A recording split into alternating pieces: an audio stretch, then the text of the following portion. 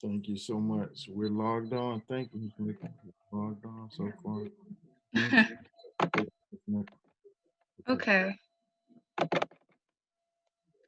So hello and welcome again to our 2020 Virtual College Fair Workshop. I'm Ariana Wellington, a student at Northwestern High School, as well as a PGCC dual enrollment student. I'm also one of your co-hosts for the evening. My partner is Tishani Johnson.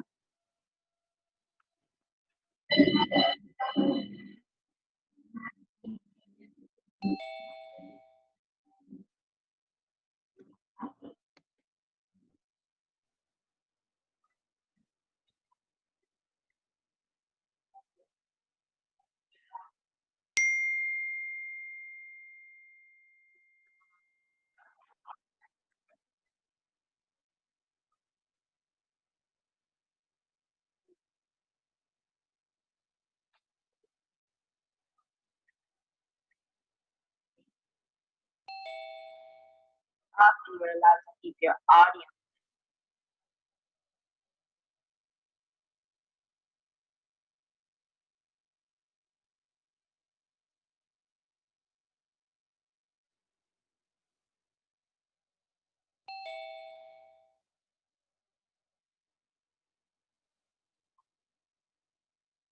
Yes, loud and clear.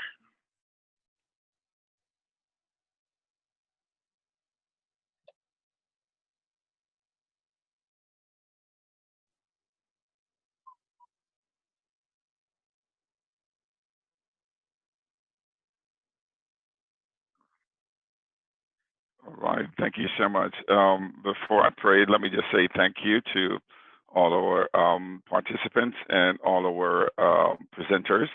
And thanks to our host and co-host, Tishanique and Ariana. They're two high school students, and they've done an amazing job putting this together, along with working with the Heart of Tabitha, another amazing organization led by another young person, Jasmine, and Sister Dolores, and that entire team, Patricia. So thank you all so much. This is an annual event that we try to do at our church to really provide um, educating our youth for success. And this year, oh man, they helped out big time. They took on the just really really excited. So I want you to just pray with me. Father, you glory for who you are. You're muted. We commit everything into your hands, and we pray even now, Lord God, that you just lead. We thank you, God, for our young people, Lord God. We thank you, God, for the vision that you've given them, and even now as they get ready, Lord God, for college, that God, that you just be with them through this process. Thank you, God, for all our presenters, and we pray, God, we just have a really informative night tonight. Thank you for everything that you're doing and will do and continue to do. In Jesus' name we pray. Amen.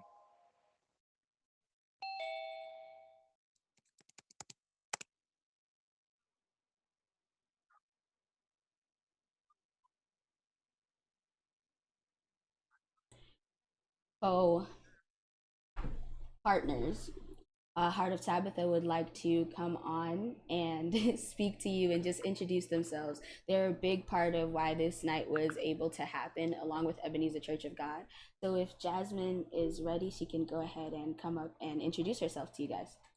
Hello, good evening, everybody. My name is Jasmine McCoy, and I am the founder of the Heart of Tabitha Foundation, serving high school, early college age students, 14 to 21 age range. And what we ultimately want to do is empower students to excel, and that happens through programs such as this.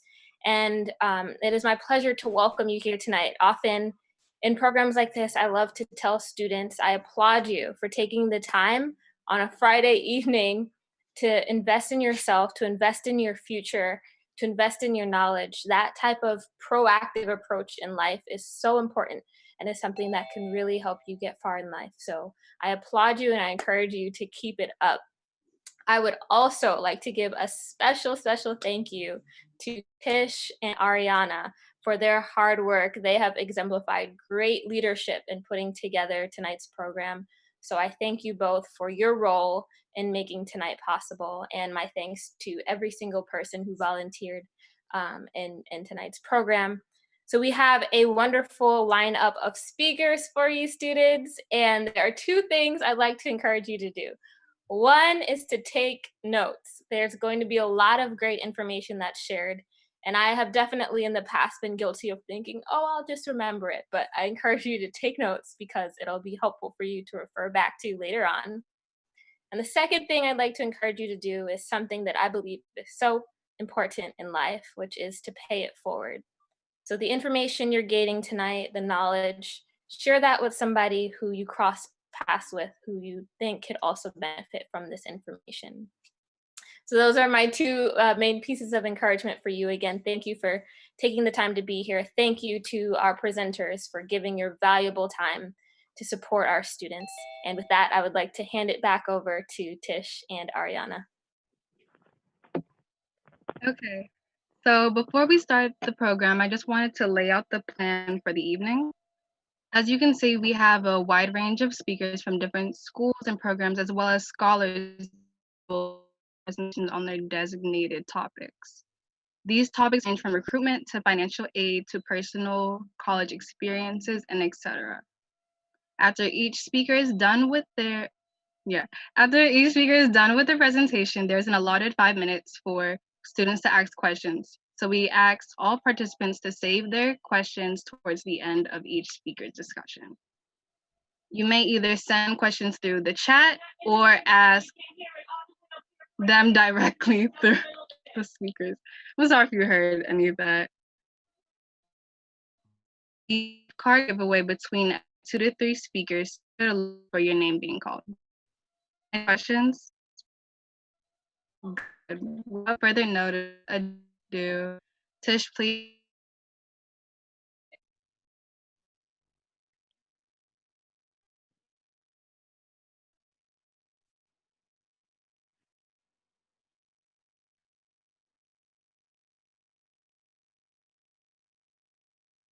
Yes, you're good, Tish. All right, sorry, my internet did a thing.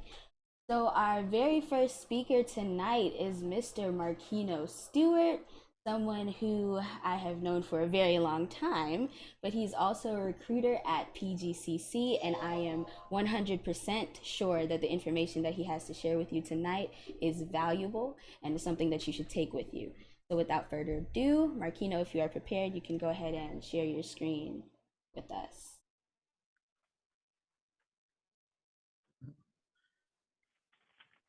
Good night, everyone. Thank you so much for having me. It's a pleasure being here. My name is Marquino Stewart. I am the coordinator of recruitment and community outreach at Prince George's Community College. Let me make sure that this is showing. Please work. All right, beautiful. Can everyone see that? Can somebody just give me a quick thumbs? Yes, sir. See that. All right, thank you so much for having us tonight from Prince George's Community College. Again, I'm the coordinator of recruitment and community outreach. And I'm just gonna get right in for the sake of time.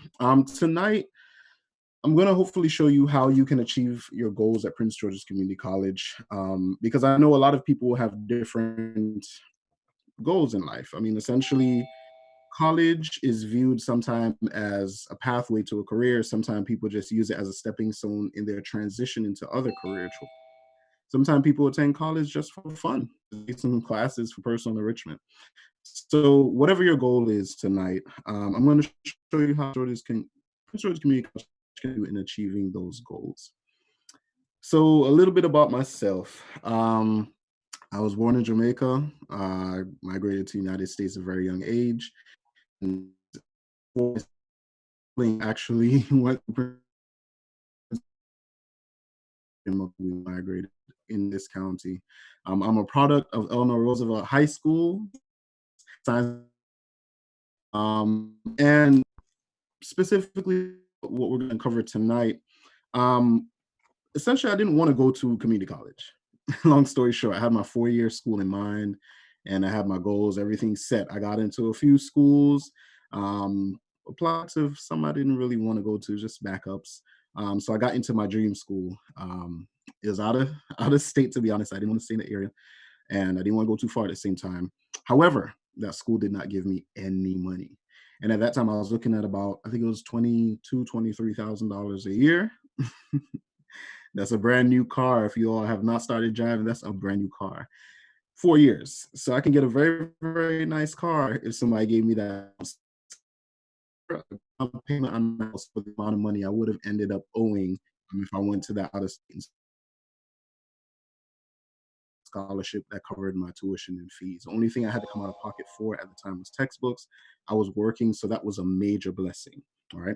So that's a little bit about myself. I graduated from the University of Maryland College Park after transferring. Let's just jump right in. The lay of the land. Tonight, we're going to cover a few topics. I'm going to be very brief. How long do I have to stay in school? How much does it cost? I'm going to cover some of the application enrollment experience as a brand new college student for community college and four-year schools. I'm also going to cover a little bit about how to finance your education. And I'm also going to open it up a little bit for you to ask questions and cover a few things that you should definitely keep in mind, regardless of what you want to do after you leave high school. So how long do I have to stay in school? Honestly, it goes right back to you as a person. It's dependent on you. One, as I mentioned earlier, what your goals are in the long run and short-term goals. And it also depends on your persistence.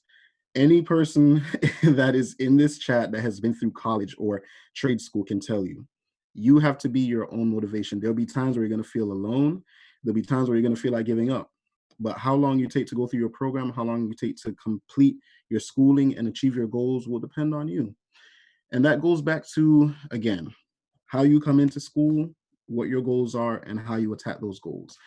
You have community colleges that cover 2-year degree options, all right? You also have certification options there. So a lot of the 2-year degrees take 2 years if you're going to be a full-time student. If you're going to be a part-time student, it will take you a little longer. Certificate programs tend to be shorter, and it depends on study about, while others go a little higher, maybe 47, close to 50 credits as well. There are also continuing education options when you're looking at career paths that you want to go into in the future. So going back to what I said earlier, college itself, it has to be something that you set your mind to. However, some people aren't college oriented. They don't want to go through a traditional college education. Some people want to do things that allow them to be more hands-on, more physical. Some people want to do more hands-on labor oriented careers. So we have continuing education programs as well at the community college. So the application and enrollment experience will be a little different for students, but at Prince George's Community College, for students who want to traditional credit programs, they're going to first complete a college application. Normally there's a $25 application fee. A lot of institutions offer waiver options, so you can get the application fees waived, but right now we're waiving it completely. So anybody interested can complete an application free of charge due to the coronavirus. So we've opened that up for anyone that wants to apply. After that, students will activate their OutLink account. It's a student portal in essence. So it allows you to access your account information. And it also allows you to search for and register for courses, view your financial aid, and a whole host of other things, right? As a brand new college student, you'll complete a new student orientation, and that's about half an hour. It's nothing challenging. Simple questions, short videos, you are done in half an hour. You get a whole certificate to say, yes, you've done it. What we urge students to do shortly after that or before is to complete their financial aid related tasks. So if you're completing the FAFSA or MISFA, scholarships, grants, anything, try to get on that as soon as possible, all right? We can't stress that enough, so please try to get on that as early as possible. Shortly after doing that, students would have the opportunity to take a placement test. Now, at community college, we do want to see where students' knowledge of math and English are. So that's just saying it plain and simple. So we offer the option to take the placement test, and it's basically an assessment tool, all right? But students have the option to get the test waived as well. So you could turn in your high school transcript, your SAT, ACT scores, even AP exam scores. And depending on where your scores lie, you could potentially be exempt from the entire test, all right? After that, You'll schedule an appointment to meet with an academic advisor, and the advisors will sit down with you one-on-one. They're almost like high school counselors, except they're going to talk with you more in depth about your program of study or your major and what your career goals are in the future. So we have academic and career advisors that will assist you with that. And shortly after you're done speaking with them, you're basically free to register for classes as long as the registration timeframe is opened up. So we do want to stress that please be mindful of registration timeframes. It's going to be very important for you to adhere to that to make sure you get the classes that you need and want. And after that, pay your tuition and fees, or hopefully you get some financial aid to assist you with that, and you're ready to go to class. So I'm going to summarize these points here because someone else will be talking a lot more in depth about financing your education. But the FAFSA is something that you'll hear a whole lot about. So if you don't know what the FAFSA is, please keep your eyes and ears open when that presenter is talking about it. It will be very, very integral in your college education, and even some trade schools will accept FAFSA funding. So please keep your eyes and ears open when they're talking about that. But since I will be going more in depth with that program, I'm going to skip ahead and talk about the Prince George's County Promise Scholarship. So I know some of you have heard about the Free Community College Initiative that's been implemented within the last 2 years. This is one of the options that is offered directly to Prince George's County residents. So if you're a Prince George's County resident and you are graduating from a Prince George's County public school, or you have graduated within 2 years, if you're a U.S. citizen, permanent resident, if you are pursuing a college degree, or and in some cases continuing education training programs, right? And if you can come in and take our placement test or be exempt from it, you can qualify for the Prince George's County Promise Scholarship. That's free funding from Prince George's County that can help you pay your tuition and fees so you can graduate debt-free potentially if you're eligible for this scholarship. And again, it's coming from the county, it is free, so you will not have to pay it back. If you come in, depending on what track you decide to follow, if you're going to associate's or certificate program or workforce training program, there'll be different requirements. So you have to either be a full-time student or part-time, again, depending on which track you follow. But again, folks, let me stress, this is free money, free. You do not have to pay a cent back.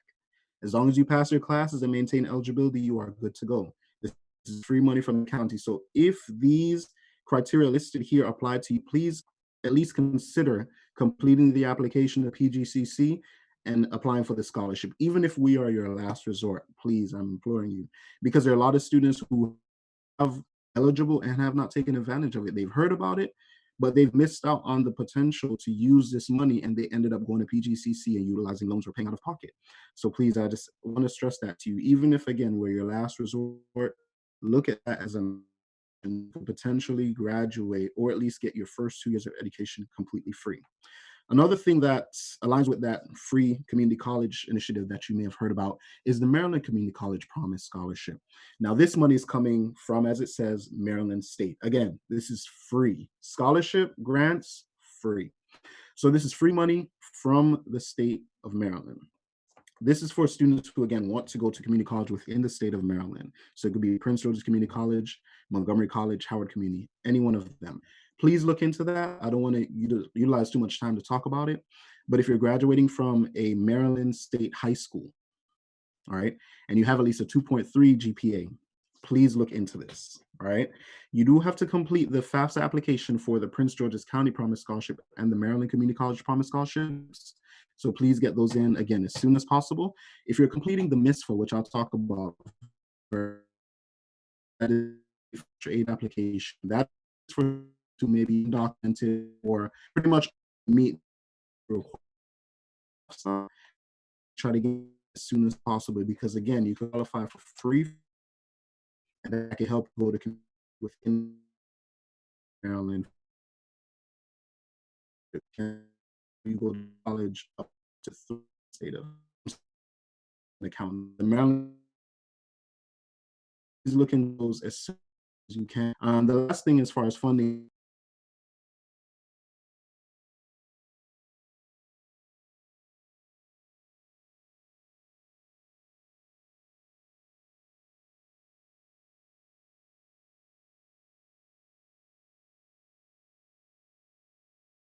graduate within the last year, or you have to have just recently graduated, literally the spring of that You have to meet deadlines and you have to submit essays for some of them.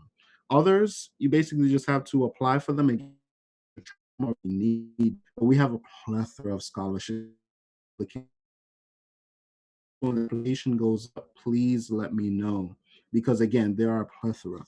Some of them will be for students who are coming from the foster care system. Some of them will be for students who are coming from homes where the income is on the lower end. Some of them will be merit-based. So again, please let me know and I can get the information to you as soon as possible.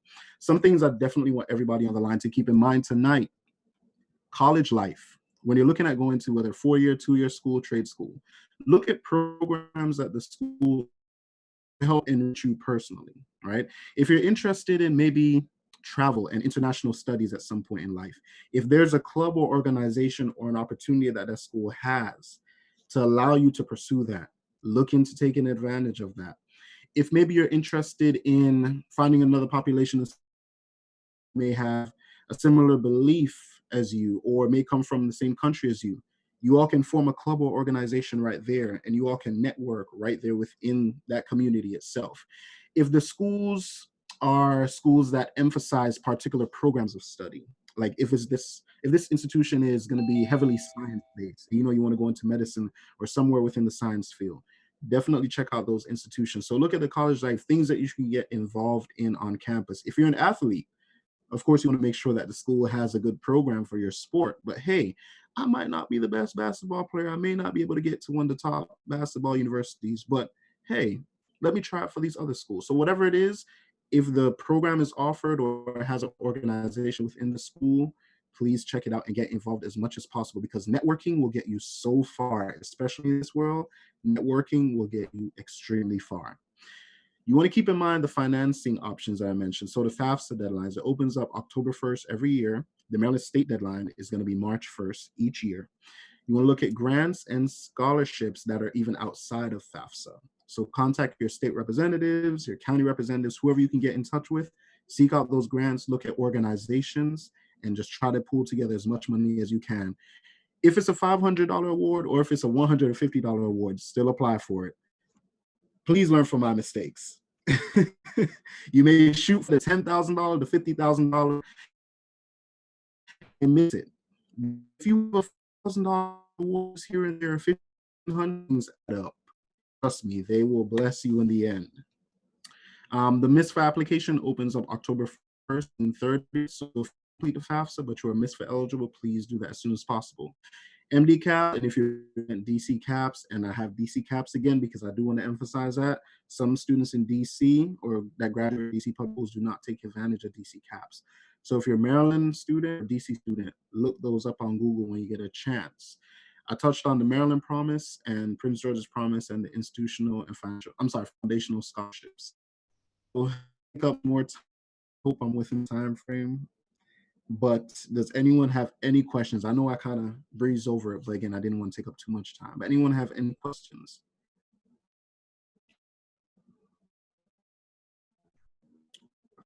Let me close this out and stop sharing. One chat. As are essays needed when applying colleges?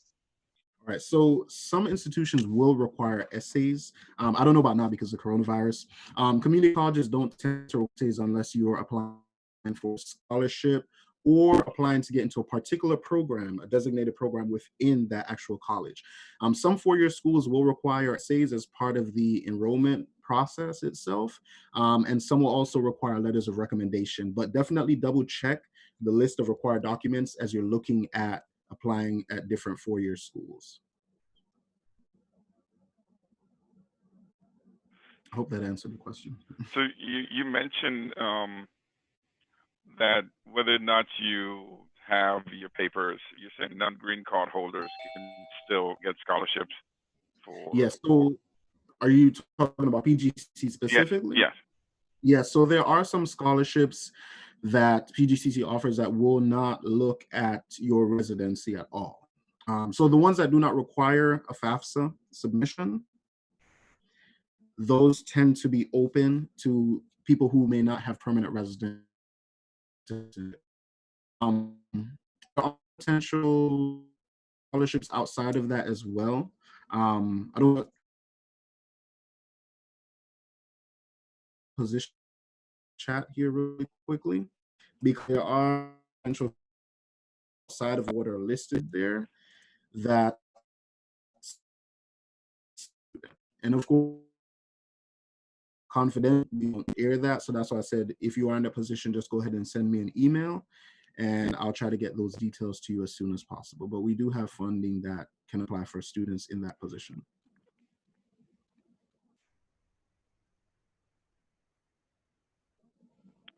Information. Excellent. Right. Now's your time for questions.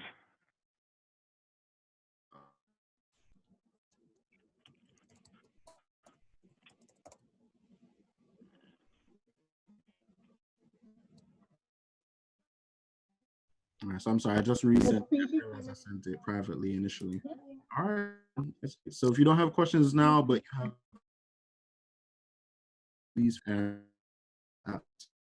so much time and your attention, I appreciate it. And thank you for having me again. Okay. Thank you, Marquina, for insightful, or that the students would benefit from the opportunity they've been our speaker and that call. Before Ms. Beverly go, if you don't mind, we do have a prize that we want to give out at this time, Ms. Beverly, right before your presentation. And I think we'll have one right after. The birds for the first two participants to log on to the presentation tonight. Okay, so the first two persons on were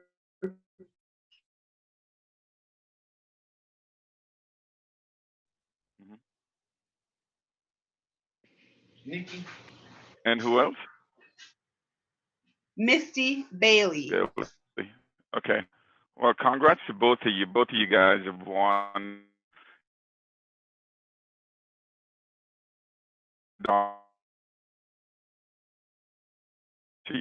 So my name is Reverend Chris. So just send me a chat with you. You and find you. Misty, if you don't mind, you need to send me we can get that to you. I think these are electronic. So we'll email the information to you.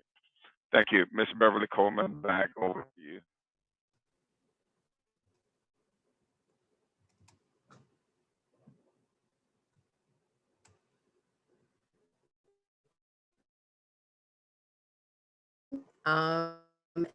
Me this evening.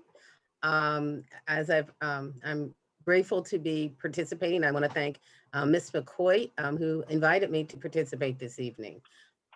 As has been mentioned, I am the director of the Educational Opportunity Center at Montgomery College. We are a pre-college program that assists persons 19 and above, and we are permitted to serve high school seniors. But our primary population is 19 and above, and we provide a wide range of assistance with admissions, financial aid, scholarship search. We offer the GED practice test for free. We also provide career guidance, academic advising, and financial literacy, particularly as it relates to student loans. So I'm here tonight to talk a little bit about financial aid. I want to thank I know I'm not going to pronounce his name correctly. Marquino, I hope I'm pronouncing it correctly. I want to thank him because he did bring out some points about financial aid, which are important. One is eligibility, and he had those listed, as well as when those financial aid applications open and what the deadlines are. And those are very important things to keep in mind. So I'm going to go ahead. This is what I'll be covering this evening. And so I'm going to go ahead and get started so that I do not exceed my time. What is financial aid? Financial aid is money that is provided to the student or the parents. And the reason it says or parents, because parents can take out what's called a plus loan. And it's to assist for the post-secondary education. And that includes, as Mr. McKino mentioned, it includes, if you're seeking a degree, it does include some certificate programs, and you can use the money for those. It comes in gift aid and self-help aid. A gift is something that is given to you and does not have to be paid back. And self-help aid tends to be work study and loans. So grants and scholarships are considered gift aid, and work study and loans are considered self-help. There is need-based and merit-based. Whenever an application, a scholarship says that it is need-based, that means it is going to be based on your family financial situation and predominantly based on your FAFSA.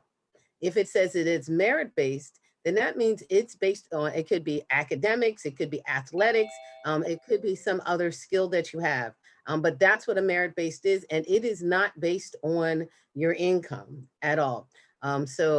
P. Diddy, son goes to school at the University of California system and has an athletic scholarship, which was a merit-based scholarship.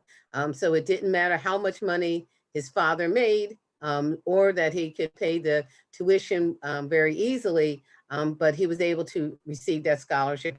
It was a merit-based scholarship. So know your financial aid status. Have I completed the FAFSA and have I submitted it? Sometimes students will complete it and forget that final step of actually submitting it. So you need to complete it and submit it. You're going to have to sign it with an FSA ID, and your parent will need one, an FSA ID. If your parent isn't eligible for an FSA ID, then you will have to print out that signature page and mail that in. But you need to make sure that it is signed. It will not be processed until it is signed, which means that colleges and universities that you want to receive it will not receive it until it has been signed. So MHEC and MD-CAPS. MHEC is Maryland Higher Education Commission. I talk a little bit about that further down.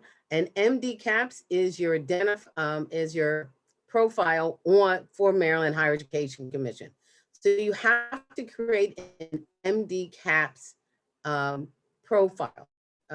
And so you want to make sure that you go online and to MD-CAPS and that you complete that and create that. Because that is where you will go to accept any money that you receive from Maryland Higher Education Commission. Also, the other thing to keep in mind is that the email address that you use on your FAFSA is the email address that MHEC will use to send you information. So it's important that you're checking that email address. So whether it's if MHEC wants documents or if they are offering you money, you need to check that email address. Also, you want to complete institutional financial aid forms. So as was already mentioned, institutions have scholarships, whether it's a community college, a four-year institution, public or private, they're going to have funds, financial aid funds. So you want to make sure you're also searching out those to find out what money do they have and how do I get it? What do I need to do? Do I need to complete an essay? Is there an additional application? And also you want to make sure that you're meeting those deadlines. So the free FAFSA is a free application for federal student aid. And the reason I always emphasize the point that it is free is because you should never be paying anyone to help you complete that form, because it is a free form. And it is the form that you need to complete to receive federal financial aid, but it also is a form that is used by the state and institutions and private scholarships in order to determine your eligibility. MHEC is Maryland Higher Education Commission. They also have money that you can use, and they use it. They use the FAFSA to determine eligibility for their need-based funds. So what is financial need? So what an institution does, they take the cost of attendance, which is determined by the institution. They subtract the expected family contribution, which is what is determined by your FAFSA. So that's what the end dollar amount you're going to get when you complete your FAFSA. It will tell you what your estimated expected family contribution is, and then it will become just the expected family contribution once your FAFSA is processed. So we subtract that, and that equals our financial need. And again, that financial need can be made up, can be made with grants, scholarships, work study, or loans. So what is cost of, I don't know how many of you already started, hopefully those of you who are seniors have already started looking at schools and possibly even applying to schools. And while you're applying to them, you've been looking at what is the cost of attendance.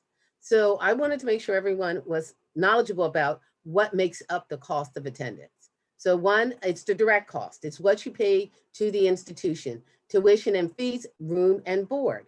Now, even if you're not living on campus, you still, room and board is still calculated in the cost of attendance. Why?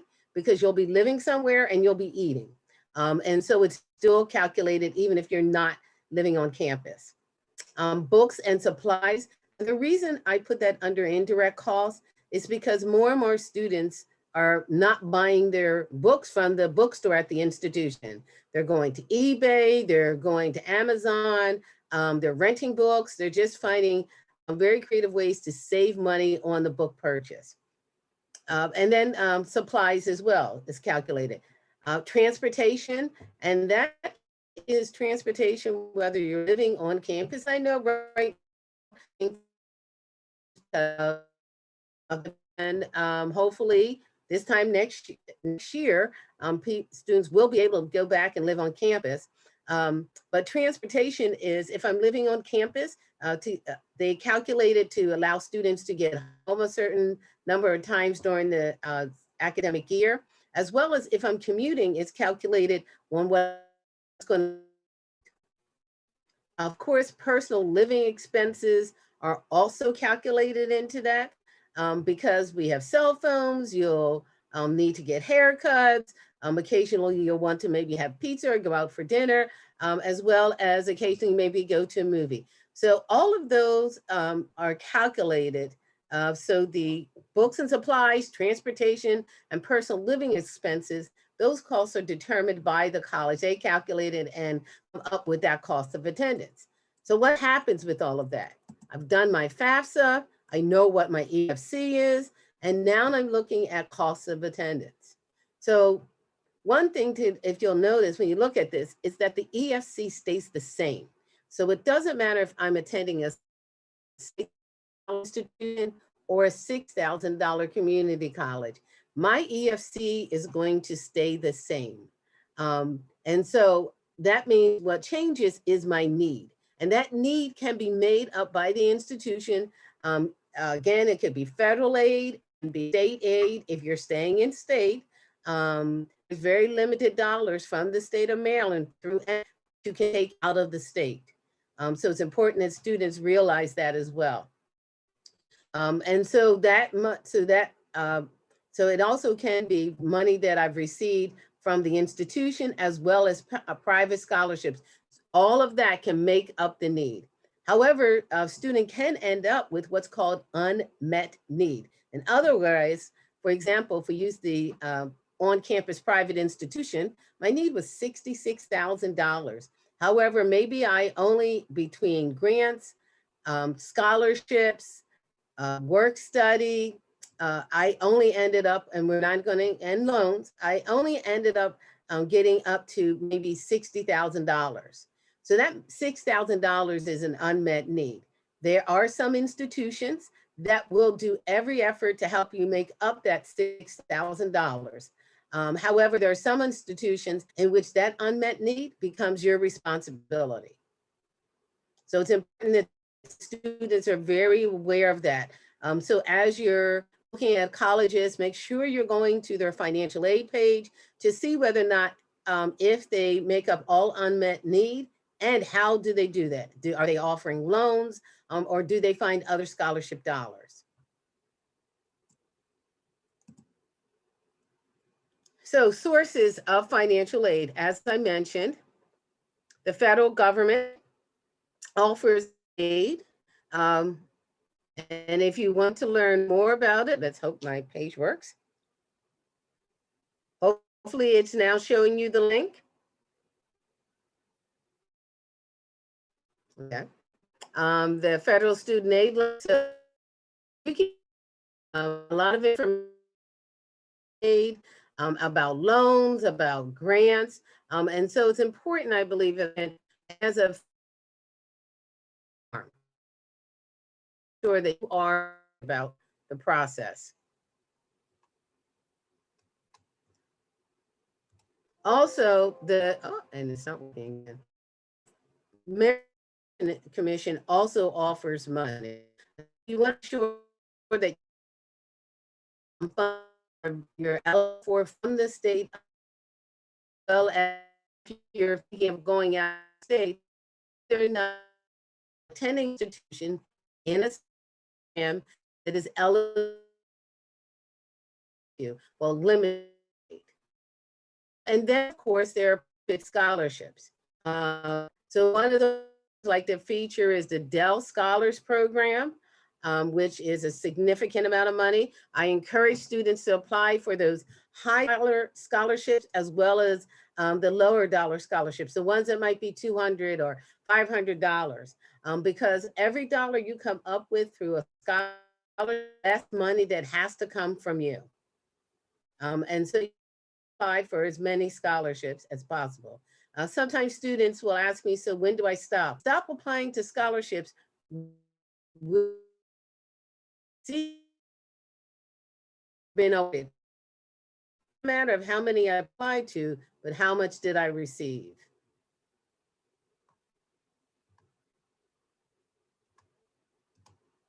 And then, of course, colleges and universities have their own scholarships. For example, with the University of Maryland, as you know, their priority deadline is November 1st, and many of their scholarships, you have to have submitted your admissions application by November 1st. So, and some schools, you go to their financial aid website and they will list the various scholarships and they will have various applications. So it's important that the student takes the time to find out where the money is and how do I have access to it. So let's look at what federal funding offers. So the Pell Grant for this year is $6,345, is up to that amount. And that means I have a 0 EFC, and then I would be eligible up to $6,345. How that works is half of it is applied to the fall and the other half to the spring, which we all know is definitely not sufficient dollars in order to attend a four-year institution, at least in the state of Maryland. Then you can, for those with the highest need, so those Pell recipients with the highest need who complete their FAFSA the earliest, they can receive the Supplemental Educational Opportunity Grant, which is up to $4,000. Now that is a weird Pell Grant. If you are eligible, it's called an entitlement grant, because if you're eligible, you're going to receive it, period. With the COG, they run out of money. And so therefore, that's why it goes to the students with the highest need who completed their FAFSA the earliest. There's a teacher's assistance grant, which is also up to $4,000. However, if I accept that grant and then I choose not to become, because you're actually signing a service obligation, meaning that I will teach, if I decide not to teach, that up to $4,000 now becomes a federal. Work study, the amounts vary, but work study is very beneficial for students because you actually earn money. You will receive a paycheck and you can use those funds for transportation or other college-related costs. Also, if you're savvy in the work study search process, you can get a work study job in the program of study that you're interested in. So an example, if I'm interested in becoming a nurse, I may be able to find a work study position in the nursing program itself. And so that can be beneficial for students for a wide range of reasons, as well as student loans. All students are going to be offered a loan unless they have a full scholarship. You will be offered a loan, but you do not have to take the loan. If you don't need the money, I encourage you, do not take the loan. The loans come in two formats. One is subsidized, meaning that while you are enrolled at least for 6 credits, the interest, however, they also have in which 9 days after that money is in your student account, the interest begins accruing. Now, I can defer payment on that loan. However, the interest will continue to accrue until I start paying it. So it's really a plus loan, and that is again, so that means 90 days after your interest is 1, and 2,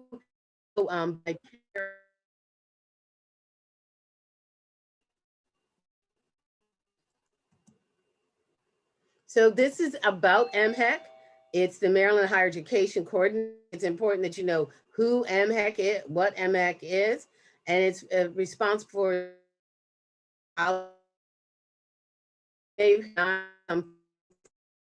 that have gone out of business. And so what a student would do in that situation is MHEC has a list, and then you can, so that you wouldn't have to pay, if you borrowed money, you wouldn't have to pay back that loan. They also state-funded financial aid programs.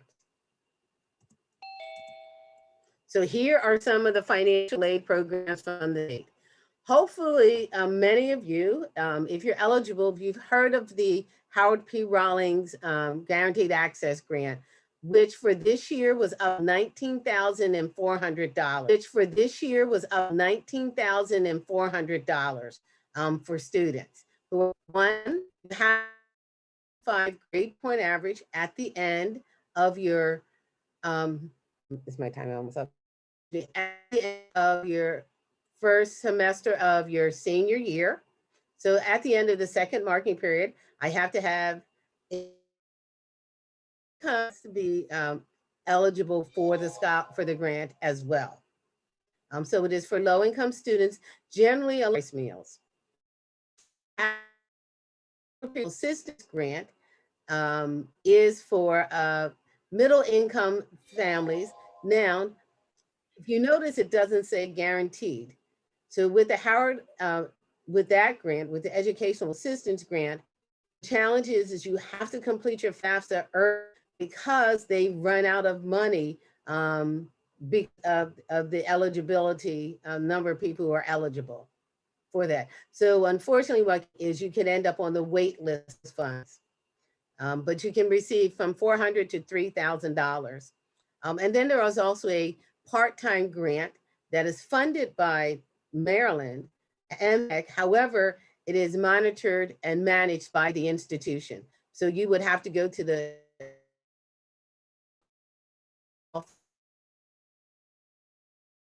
time grant.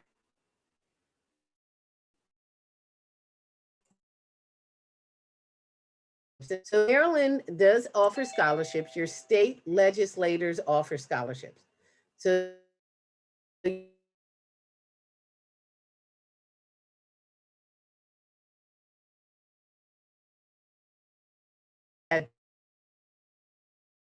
and delegates. Hopefully the screen is showing you the MD caps. The MD elect is hopefully, Jasmine, if you can give me a thumbs up if that's what you're seeing on the screen. Is the MD cap screen? Oh, I'm sorry, I thought your speaker was on.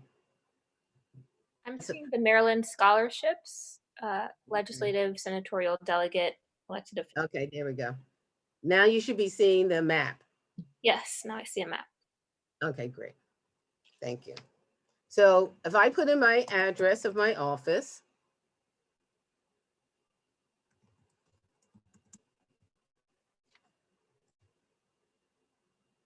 you'll see the governor, lieutenant governor, attorney general, US senators, and US representative.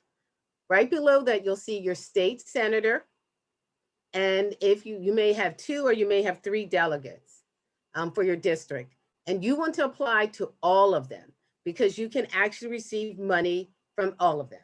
So what you would do is you would send them an email, letting them know who you are, letting them know your address, including your address, so that they know that you are in their district, as well as that you plan to attend a Maryland school and the name of one of the Maryland schools that you're planning to attend.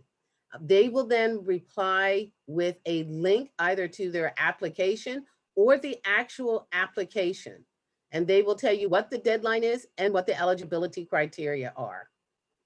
I encourage students to always, I encourage students to apply for them. With the senatorial scholarship, you can receive up to $11,200. And that scholarship, if you receive, once you are awarded that scholarship, you receive it for the next 3 years, as long as you remain eligible and you do not need to reapply. With the delegate scholarships, you have to reapply every year.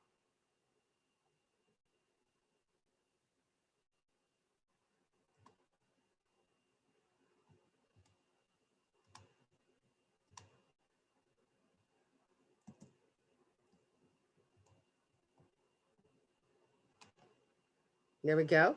And there are some workforce shortage scholarships that are based on specific work areas. And I encourage students to review those as well. I'm just trying to go over this information quickly. The Community College Promise Scholarship. I encourage you that if you're interested in that, or you believe that you meet the income eligibility for that, that is for families, one income family, single families of $110,000 up to $110,000, and dual income households of $150,000 up to $150,000. Now, one of the things you want to make sure that if you think you're eligible, 1, make sure you complete your FAFSA. 2, as soon as they request information, and they will request documents. MHEC does request documents for the Community College Promise Scholarship, as well as the Guaranteed Access Scholarship grant. And so if you do not submit your documents by the deadline, you will not receive the money. So you want to make sure that you're submitting those documents. And then they also have a Teaching Fellows of Maryland Scholarship. And of course, that is because very soon we're going to be facing a teacher shortage. And then Maryland also has tuition waivers. And what that means is if you meet any of the tuition waiver eligibility requirements, your tuition is waived at any state institution, which also includes community colleges. Your fees aren't waived, but your tuition is waived. And that's foster care recipients who were in foster care at the age of 8, when they were turned 18, or when they graduated, whichever came first. For unaccompanied or homeless youth. And of course, you would just have to verify that status, as well as for National Guard and students with disabilities who are receiving SSI. And this is what MD-CAPS looks like. And you can create your MD-CAPS now. You do not have to wait to create your MD-CAPS. And as you can see, it's a very simple process in creating your MD-CAPS. One of the things I would encourage you, and the reason I have this on here, is sometimes students will find some problems with their MD-CAPS because they've either entered their name differently than it was on their FAFSA, or they've misentered their social security number, or they've entered their date of birth. Those are the key identifiers on here. And so if any of those do not match what's on your FAFSA, it can create a problem for you with Maryland Higher Education Commission. So it's important that that information matches so that you don't miss out on money. I work with too many students who end up missing out on money. And then with your MD caps, you want to make sure when you log in that you're checking your to-do list, because your to-do list will tell you what documents they want you to send and what the deadline is. Okay, finding scholarships, and I know I'm pretty much out of time.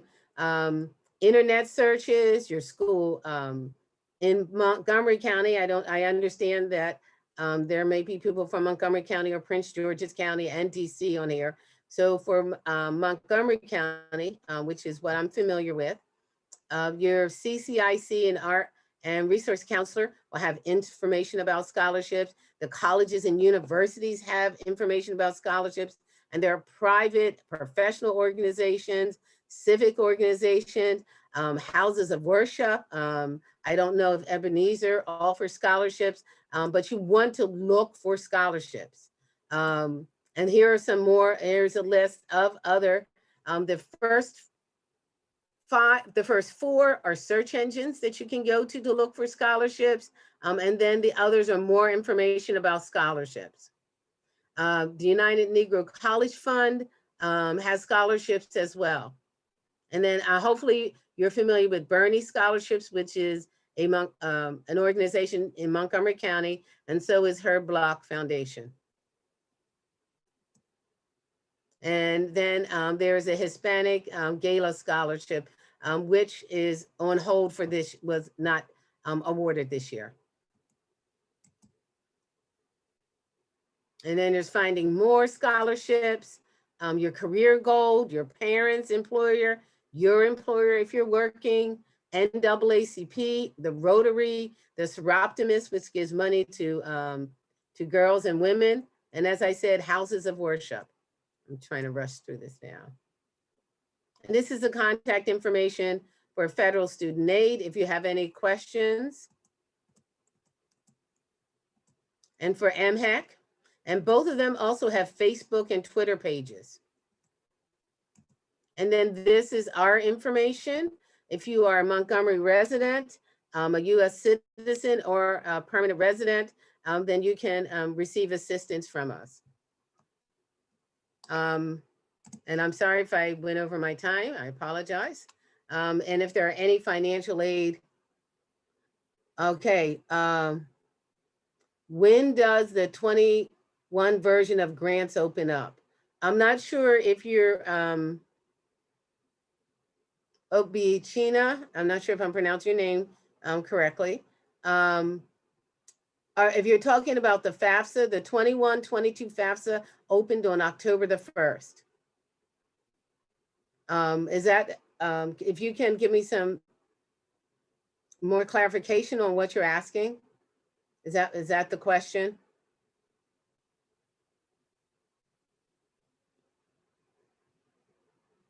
Oh, no, I meant the MHEC. The MHEC grants, they're open. However, they will, they generally start around December or January in starting to send out information to students. So it's not a matter of they're open now. However, they won't begin to send notification until after the second semester of your senior year. So after the second marking period, that's when you will get notifications about that you may be eligible and what documents they need from you. Yes, you do have to do your FAFSA every year, and it opens up in October 1st. And there are several deadlines you want to keep in mind about completing your FAFSA. One, the FAFSA, the federal deadline in order to receive Pell is so far off that we don't even want to pay attention to that one. The March 1st deadline is for Maryland funds. However, again, as I mentioned previously, Maryland can run out of money. And so you want to get your FAFSA done early.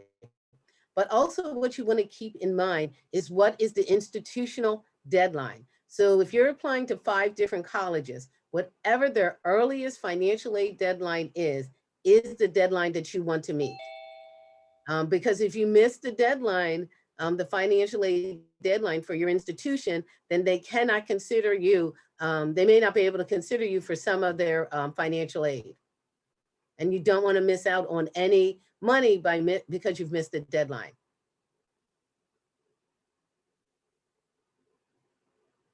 Are there any seniors on here? Okay.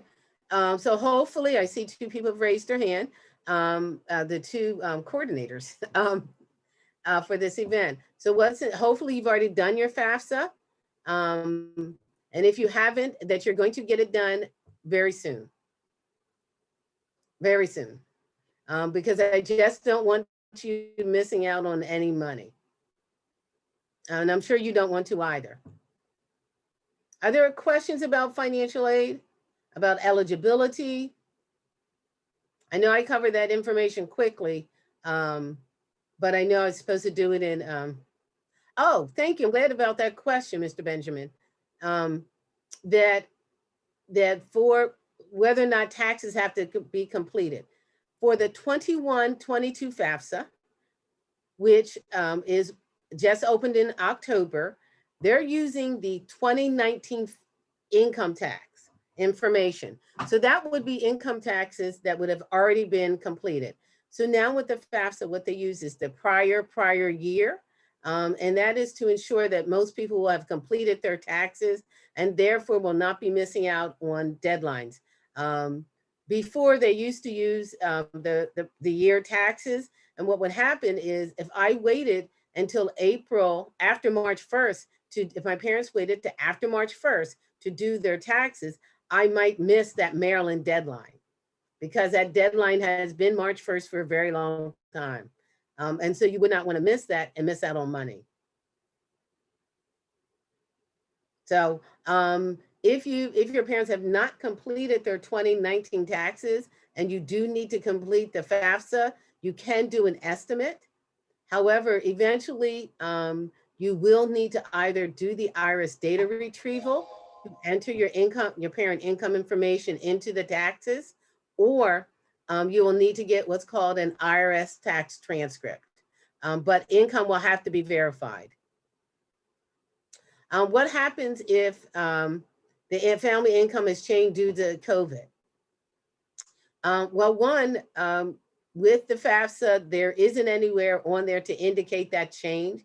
And so what I would encourage people to do is if your income has changed, is to go address that issue with the financial aid office because they can make a professional judgment, and that's what it's called, professional judgment, as to whether or not there needs to be any change in your eligibility. However, if you're applying to any private schools that require the CSS profile, and there are a certain number of schools that require it. And so I encourage you that are seniors to check to make sure whether or not your institution uses the CSS profile. And they should say if they use it, because they don't require it. Because if your institution uses the CSS profile and you don't complete it, you will miss out on some of that institutional money, because that is what they'll use to determine your eligibility. And on the CSS profile, they actually have added a section in which they are asking about how has COVID impacted your family financially. But the FAFSA does not ask that questions.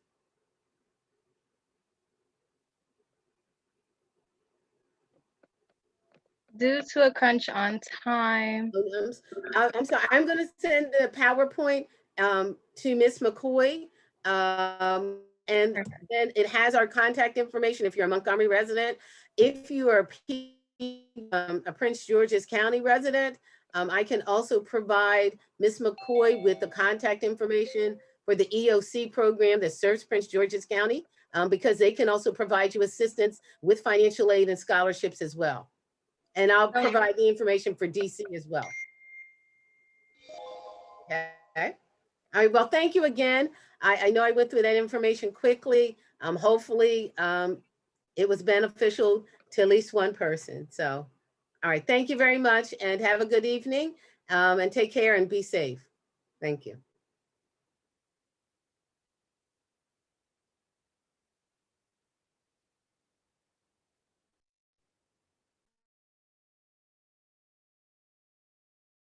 as a senior going off to college, financial aid is definitely something that you want to look into. I'm looking at tuition like, absolutely not. So thank you so much for that information. And we will definitely be getting the speaker contact information out to the students if you guys still have more questions. But we're gonna go ahead and move on to our next speaker tonight, who is Mr. Albert Clark from UMD. He's the Senior Coordinator of Admissions at the University of Maryland. And I am super excited to hear from him again. He did do a virtual session with my school, so I know that you guys are about to receive a plethora of information. So Mr. Albert, if you are ready, you can go ahead and share your screen. Thank you. Okay, so everything should be fully visible. Yes, sir. So again, my name is Albert Clark. I'm the Senior Coordinator of Admissions and Diversity Initiatives at the University of Maryland. I'm going to try to go through fairly quickly about the university and our admission process, but just know here's some of my contact information I'm going to put in the chat later on.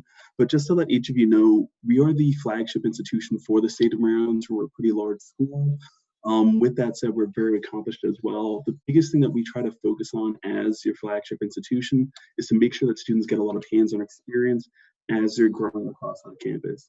So I know that you've heard a lot of information so far about the opportunities that Prince George's County Community College offers, but know that a lot of the institutions throughout the state are built for you specifically, for students within the state of Maryland or within the surrounding area, to get the best investment in their education and in their future. On our campus, we are a large research institution. So with that said, all of our students will be able to do their own independent research, will be able to grow directly within that program on our campus, or grow with any of the amazing opportunities either in the College Park area or the surrounding Washington, D.C. metropolitan area as well. With the University of Maryland, we are a very diverse campus. We have students from over 120 countries represented, about 50 states, and about over 43% students of color. But know that we are a large institution, and for some students, this might be a bit of an adjustment. So with that said, we do have over 30,000 undergraduate students and over 800 organizations as well that students can take part in and get engaged. Some of these might be more academic, like programs within your specific major. Some of these clubs might be more Greek life, social events, cultural, or getting involved in maybe just general interest.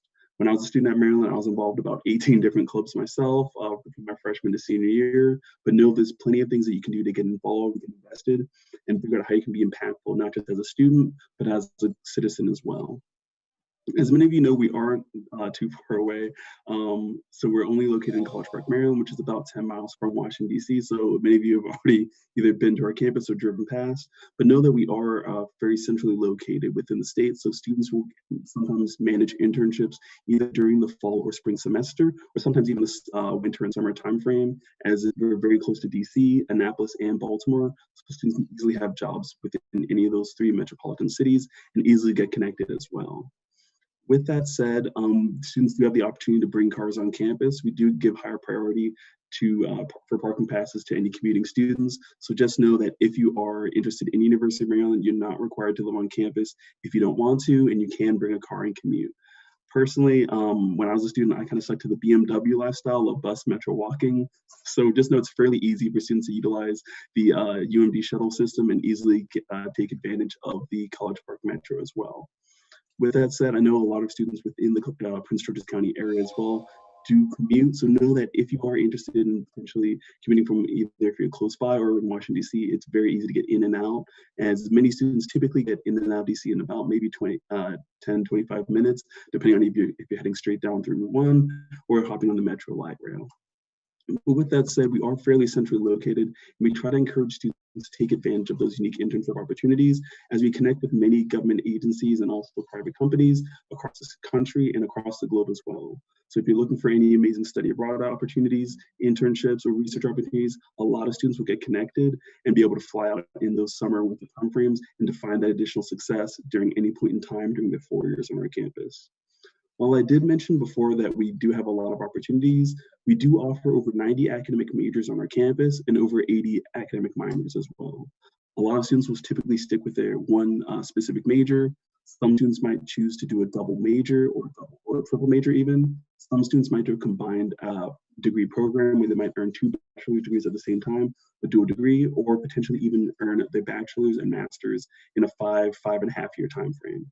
With most of these majors, they would be spread out through any one of our 12 colleges, but know that a lot of students don't have to decide on what their major choice is when they're applying into our institution. I know for a lot of students that might be 15, 16, 17, 18, deciding on what you want to do for the next 50, 60 years of your life does seem like a lot of pressure. But the biggest thing I recommend students to focus on is where your skill set lies, what you're passionate about, and where you want to be impactful later on in life.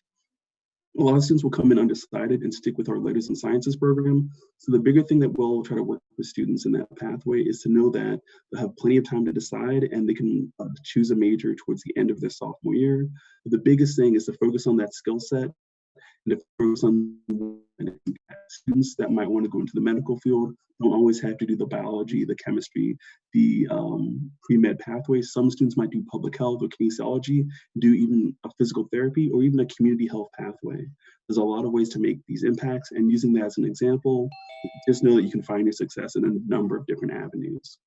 With that said, some students do choose our independent studies program where they can create their own major. So if any of you know of either Jim Henson or Kermit the Frog, Jim Henson was a student on our campus that kind of created his own major of puppeteering to kind of create his own pathway. So just know you can find a success even if we don't have a specific major or majors that are what you're truly passionate about. With that said, some of our majors are a little bit more competitive. So while the majority of our 90 academic programs are open enrollment, these are a list of each of the more competitive majors that we offer on our campus. Just due to the volume of students that are interested, we try to limit the class size to make sure that students aren't taking any of those significantly larger lectures. We want to make sure that we focus those resources on the students getting in. But with these specific majors, typically students will be admitted directly into that program as long as they've done well and the class is similar to that specific course. So for example, if you're applying as a freshman and you're interested in maybe computer science, engineering, or the biological sciences, the bigger thing that we want to see is that students are doing well in most of the math and science classes in high school. And counter to that, if you're applying in as a transfer student and you're interested in maybe like our business, journalism, or psychology classes, we'll want to see you doing well in some of those courses similar to that. So just know that even though these programs are a little bit more competitive, you'll still be able to graduate in the same 4-year time frame and still be able to take advantage of all those resources if you don't initially get in by maybe just taking either one additional semester or completing the necessary gateway classes and maintaining a 3.0 GPA, and you'll get directly in that program and be able to go forward from there. Again, some of these programs are a little bit more competitive, but they just want to make sure that you set yourself up for success, either currently in high school or in that community college environment as well. I know we've mentioned a lot of things about like some amazing opportunities on our campus, but one thing I do want to focus on is, again, those external experiences. I know a lot of family members, a lot of people in your congregation will tell you that you need that job, you need experience to get a job, but you can't get that job without experience. So one of the biggest things I'd recommend is if you're looking towards some of those unique fields, look for some of those research opportunities. Ask about internships. Figure out where you can get connected early on to find that success down the road. While I mentioned before that research opportunities are heavily available throughout our campus, some of those opportunities are available for independent student research. So if you and another group of students want to use some of our research labs throughout the year, throughout the summer, you can easily do that. A lot of students will be able to intern directly underneath our faculty members and professors. Other students might be able to take advantage of service learning opportunities. So I know not every education major would want to do their own research, but some of them might get invested in Prince George's County Public Schools or Montgomery County School System as well. Figure out where you can make those unique impacts early on while you're currently going through college, because those will line up for employment opportunities down the road and get you connected for some of that success. Do encourage students to take advantage of these opportunities, and even some of our living learning programs like our Honors College or our College Park Scholars program get you a little bit more invested in a unique flavor on our campus, maybe international relations, maybe political science, it may be academic research, or maybe even community engagement to figure out, as you're living through these residence halls, where you can make those impacts and start doing these amazing engagement experiences as early as even the week before you come on campus. But the bigger thing is while you're growing through our campus and many other institutions, ask those questions. I know some of Ms. Coleman and Mr. Stewart mentioned it before, but figure out where you can be impactful, because there's plenty of opportunities available right on your doorstep. All you have to do is ask, and if I can't give you that amazing scholarship, I can point you to the next person who can. With each of those things said, And I know I'm getting fairly close on time. The big thing I do want to mention is our application process. So as many of you know, University of Maryland, we are a competitive institution, but we're going to look at a specific number of things so we understand who you are as a student and then hopefully admit you in. You don't have any minimum GPA or SAT requirement to be admitted to the University of Maryland. But the biggest thing that we're looking at is going to be a mixture of about 26 different factors to review you completely as a student and to make those hopefully positive admission decisions. So you can apply to our institution either through the Common App or the Coalition application platform. Typically, there's a $75 application fee attached with that. We have a multitude of fee waivers available directly built into the applications. But want to hear from at least 2 recommendation letters, at least a teacher and a counselor. If you want to know more about you as a student, it's not purely just about that GPA number or that test score. We want to hear, are you a student that just shows up to class on time and turns in their homework? Or are you a student that gets engaged, that asks questions, that looks for additional aid, assistance to be successful in that specific subject? Are you a student that overcomes obstacles? Are you a student that challenges yourself? Are you a student that is very adaptable? We a lot of different things, and not every student's gonna be an amazing extrovert doing 12 different clubs and sports. Not every student's gonna be that one introvert. They have that one specific passion. The bigger thing is who are you as a student, and how can you be an impactful student once you come onto our campus? Those are the bigger things that we want to understand about you from those recommendation letters. From your official transcript, we're not going to look as closely to the GPA number itself, but we're going to see how well you've done in each of those specific classes. We want to know, how have you challenged yourself? Have you taken rigorous courses within your high school? Have you found some success? And if you've had certain challenges, because personally I know chemistry is a very hard class, what have you done to overcome some of those obstacles and look for that additional assistance? Because trust me when I say that, those electrons are all over the place and it's not an easy subject for everybody. So where have you made those adjustments to understand your limits and hopefully adapt to them and get stronger? For University of Maryland for this year and for hopefully a few years going forward, we will be test optional. So with that said, given everything that's going on in the current COVID pandemic, we are not required to submit an SAT or an ACT test score. With that said, you'll still be considered for all the same merit-based scholarships, special programs, and any other amazing opportunity on our campus, even if you decide not to submit a test score. The bigger thing I would recommend is if you're a current senior and you haven't already applied, try to look at your test score to see if it's something that benefits your application, not just for our institution, but for any other institution you're applying to. See if your score, if you've taken it, fits within that middle 50% range for that institution, and then decide if it's a good thing that will benefit your application. If not, that's completely fine. The last few things I do want to mention about the application is that we will be looking at your essay and your resume. These are going to be some of the first things that I personally look at to understand how you're getting engaged, how you're finding that success outside the classroom. For many students, you might not have had the opportunity to get engaged in athletics or any of these extracurricular opportunities, given we're almost all in this virtual environment. But what have you done to find that leadership either within your family, within your congregation, or within whatever space you're taking advantage of now? We know that many students would have that opportunity for maybe their freshman, sophomore, junior year, but for seniors right now, you might have lost that opportunity. So still try to describe what your responsibilities are, how you're taking advantage of this, and using your time effectively to set yourself up in that transition time between your senior year of high school to college. And while all those things are incredibly important, again, it's not purely just about those academic factors.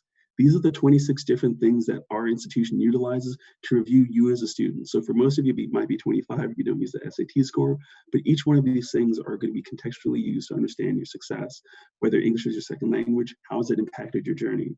If you've gotten heavily involved in community service or within your congregation, what does that look like? Where's your leadership shown through that? And different things like that will be used and weighed slightly differently depending on who you are as a student and depending on how it's affected your journey. Just know the biggest thing that we're trying to look at is to see your success, your individual story, and make our adjustments from there. As Ms. Coleman mentioned before, those financial opportunities are something that you should heavily look out for. And I will stress this just a little bit. When I was applying into college, similar to Marquino, my family is from Jamaica, so they heavily stress being financially savvy. So I applied for everything from left-handed scholarships, Baltimore student scholarships. I applied for Jamaican heritage scholarships, anything I could find. If it's $500, if it's $1,000, my parents said they'll pay what they need to pay for my freshman year, and then I got to find that way the rest of the way. So please just know the money is out there. So many scholarships go unawarded because students just aren't applying. So please know the money is out there. Look for it, whether it's myself or any other people that you know. they will help you find this additional money, and know that you do not have to pay to apply for a scholarship. That money should be able to be awarded to you if it's a scholarship, a grant, and hopefully if you're not taking loans, you'll be able to maximize that money, these opportunities that we mentioned. But again, with University of Maryland, we are an early action school, meaning that if you apply by November 1st early action deadline, you will automatically be considered for all of our merit-based scholarships, all of our special programs, and there's no additional application necessary for that. There's no supplemental essays, and it's a non-binding deadline, meaning that as long as you apply by that time frame, you're automatically considered for each of those opportunities. And if you get a better offer somewhere else, that's completely fine. I'm so happy to answer your questions and tell you bad jokes, but just know we're still going to be that resource for you going forward. You do apply by that regular deadline, meaning that if you haven't applied already and you're a senior, our regular deadline is on January 20th, and it will be a little bit more competitive. So typically we admit 90% of our freshman class from that early action deadline. So if you apply on that regular time frame, only 10% of our seats are left over. So it will be much more competitive. But if you decide to go to a community college or another institution, just know we're a very easy school to transfer into. The main thing that we recommend is complete at least one full year, do at least your fundamental math and English classes, and maintain close to a 3.0 GPA, and you have a very strong chance of getting it as a transfer student. But for anyone that has already applied, the biggest things I recommend is check in on the application, call the institution, send us an email, use a carrier pigeon, do whatever you can to get in contact with us to make sure that your application is fully complete. And once you know that all your documents are in, relax, and just know that if you check on your emails, institutions might ask for, hey, can we see your grades? Hey, we're going to invite you to the special program, to make sure that you see all the opportunities coming your way as things are going forward. Again, with Maryland, we are fairly competitive. So these will be one of the three main decisions that we send out. Some students will be admitted to the fall, might be awarded a scholarship or a special program. Some students might be admitted to that spring timeframe, typically if we fill up on space. And finally, some students are denied. But just know our denial letter doesn't mean we don't want you to come to Maryland. It means maybe not right now. So if you go to another institution, maybe Prince George's Community College, another 4-year, and decide to transfer, again, we're a very easy school to get into. But just know you have plenty of time as you start hearing back from those admission decision letters, not just from us, but from any other school. And you have until May 1st to decide which institution you're going to after high school. So make sure you're weighing all your options. You're looking at the financials, you're looking at the class opportunities, you're looking at the professional opportunities after graduation, and you're going forward from there and making the most informed and positive decision for your future. I personally love University of Maryland, but if you decide not to go, just know I won't take it personally. I just hope for your happiness and your blessings going forward. But again, my name is Albert Clark, and this is most of my contact information. I will put it in the chat so all of you can see it. But I do hope that you have a great night, and I'll still be here as well to answer a few questions at the end. But thank you so much for your time. And again, thank you so much for inviting me, Ms. McCoy, and everyone else from Ebenezer Church of God and the Heart of Foundation. So I'm going to stop sharing if I can put the button. There we go. So I think there was just 2 questions in the chat.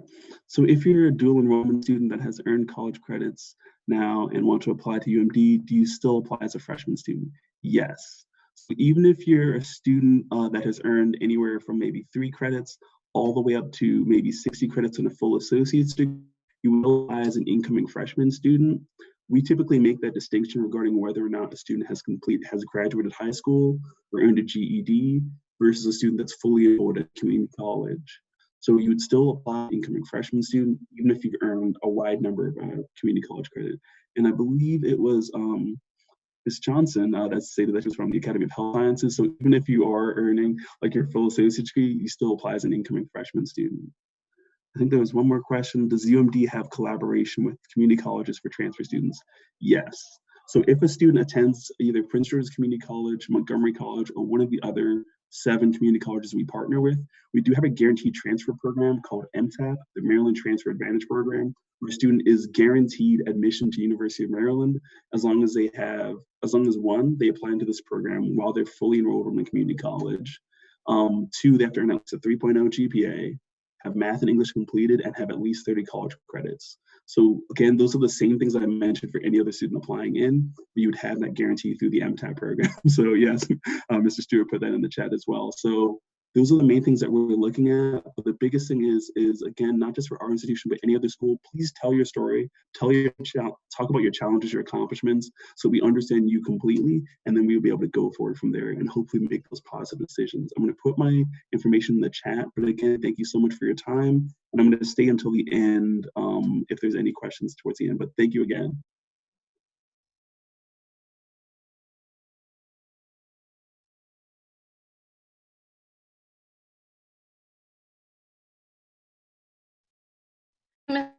Presentation definitely broke down the application process, and it deepened my interest in the university as a whole. Our next speaker is Mr. Robert Folk, the director of the Educational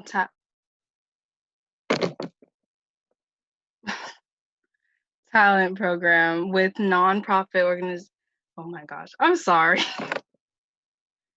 Okay.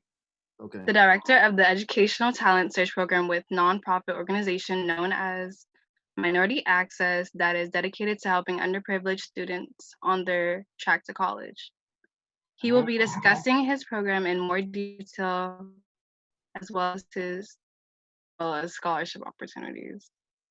Okay, thank you for joining me, and I appreciate everyone joining us here in this chat room. So let's see if I can get how many people are interested in college and going, where are they going to? Let me hit me up in the chat room. I want to see who's going where and where are you going?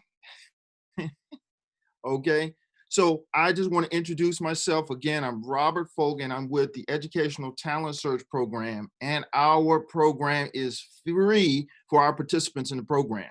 So I'm going to put my information in the chat so that everybody can get our information. Now, Minority Access is a 501c3 program, which is a nonprofit organization in Hyattsville.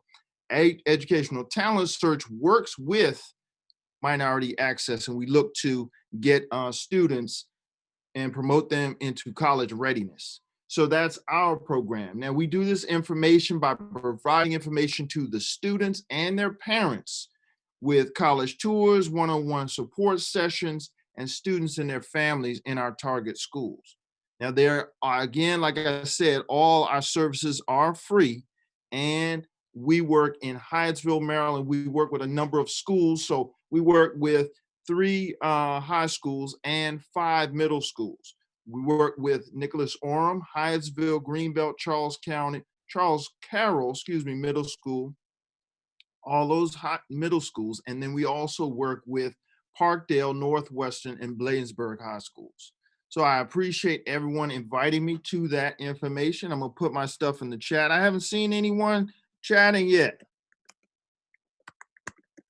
But what I want to do is give you some information. I know they have gone over a lot of information tonight, and it's going to be tough to digest it. But one thing you would want to consider is consider someone who can help you navigate this process. And this is our program. Our program helps individuals. We do seminars on financial aid. We do cultural activities. And then we also speak to different professional individuals and fields of study. We give test-taking tips, seminars, and also prepare students in college prep. If we weren't under the COVID, I would be able to take all of the students on a college tour, and we planned several. But again, COVID has changed everything. So therefore, we've got to move forward. All right, so in understanding that, we also can help you in terms of your waivers for SAT preparation. So if you're interested in taking your SAT, ACT, and then help you with the essay. So one thing is that some people have not been able to speak on it, I'm going to add this in. One thing is you have to concentrate on your hardship essay, okay? There's some information out there that, of course, they're going to say there's a plethora of scholarships available, but that hardship essay is very important. I personally have assisted several students on getting thousands of dollars in scholarships and internships in terms of being able to get money to go to college. I remember one line I wrote for a student. He and his brother happened to lose their parents before the age of 18. They lost both their father and their mother before the age of 18, but still had to provide for themselves. But I had him say, in a sense, the day I stepped on that college campus, I knew my life was going to change forever. So you have to say something impactful that's going to get people involved in your story. So there's somebody said they're applying to 10 schools. My top schools are UMD, George Washington, and Georgetown. Okay. I'm going to put my information in the chat and my email. Let's see.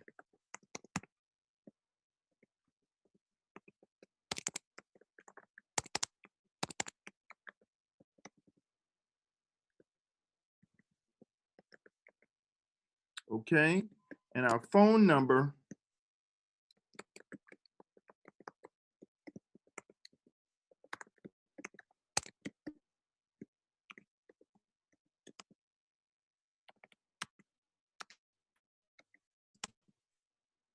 Okay, so they'll have our information. Now, like I said, our information is free. So we prepare students and assist them in the preparation of attending 2-year, 4-year colleges or certification program of career and technical educations. But not only to enter into college, but we want our students to graduate from college. So we do track our students and their ability to go to and finish. Okay, I'm applying to 7 schools. Okay, so in that respect, the information you're doing Delaware State or Sage, is that Delaware State? So you've got to be able to, again, like I said, so I'm going to give you a few stories that I know in terms of success. One of the success stories, there's a lot of scholarships out there, but some people may not even be familiar with these things. There was one scholarship specifically, a student was able to receive a full ride just because her last name was Gatlin. There was someone, there was a college and it's down south. I can give you that information if you contact us. But because their last name was Gatlin, they were able to receive, it didn't matter whether they were black, white, whoever, but their last name was Gatlin and they received a full ride to college and they graduated because of that. So understand there are a lot of scholarships out there, but you had to put in the work. And it's always, what is it? You know, I'm not going to get too far into it, but again, faith without works is what? So you have to put in the work. So in understanding that, there's a lot of work. I even had a friend, I'm gonna give you another story, because there are individuals that are involved in STEM and they would like to be involved in the sciences, medical industry. I had a friend of mine, she actually went to school for biology. And because she went to school for biology, she was able to attain enough scholarships to pay for her undergraduate degree, her graduate degree, and her doctorate. So she graduated with no scholarship funds owed to any university. And she graduated with a doctorate in biology from Howard University. So you have to be aware that there is money out there. So, but like I said, in terms of getting that information in, you have to get your information. Oh, somebody punched it out, the John Gatlin program. Thank you, sir. Appreciate that, Mr. Clark. I appreciate that. That's good information. So understand that there are many scholarships out there. They are available.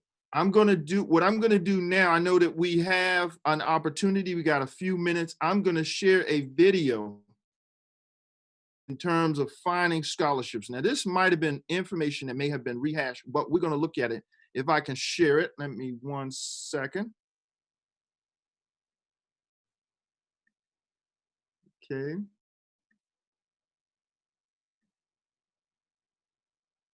Okay, let me know if you can hear it.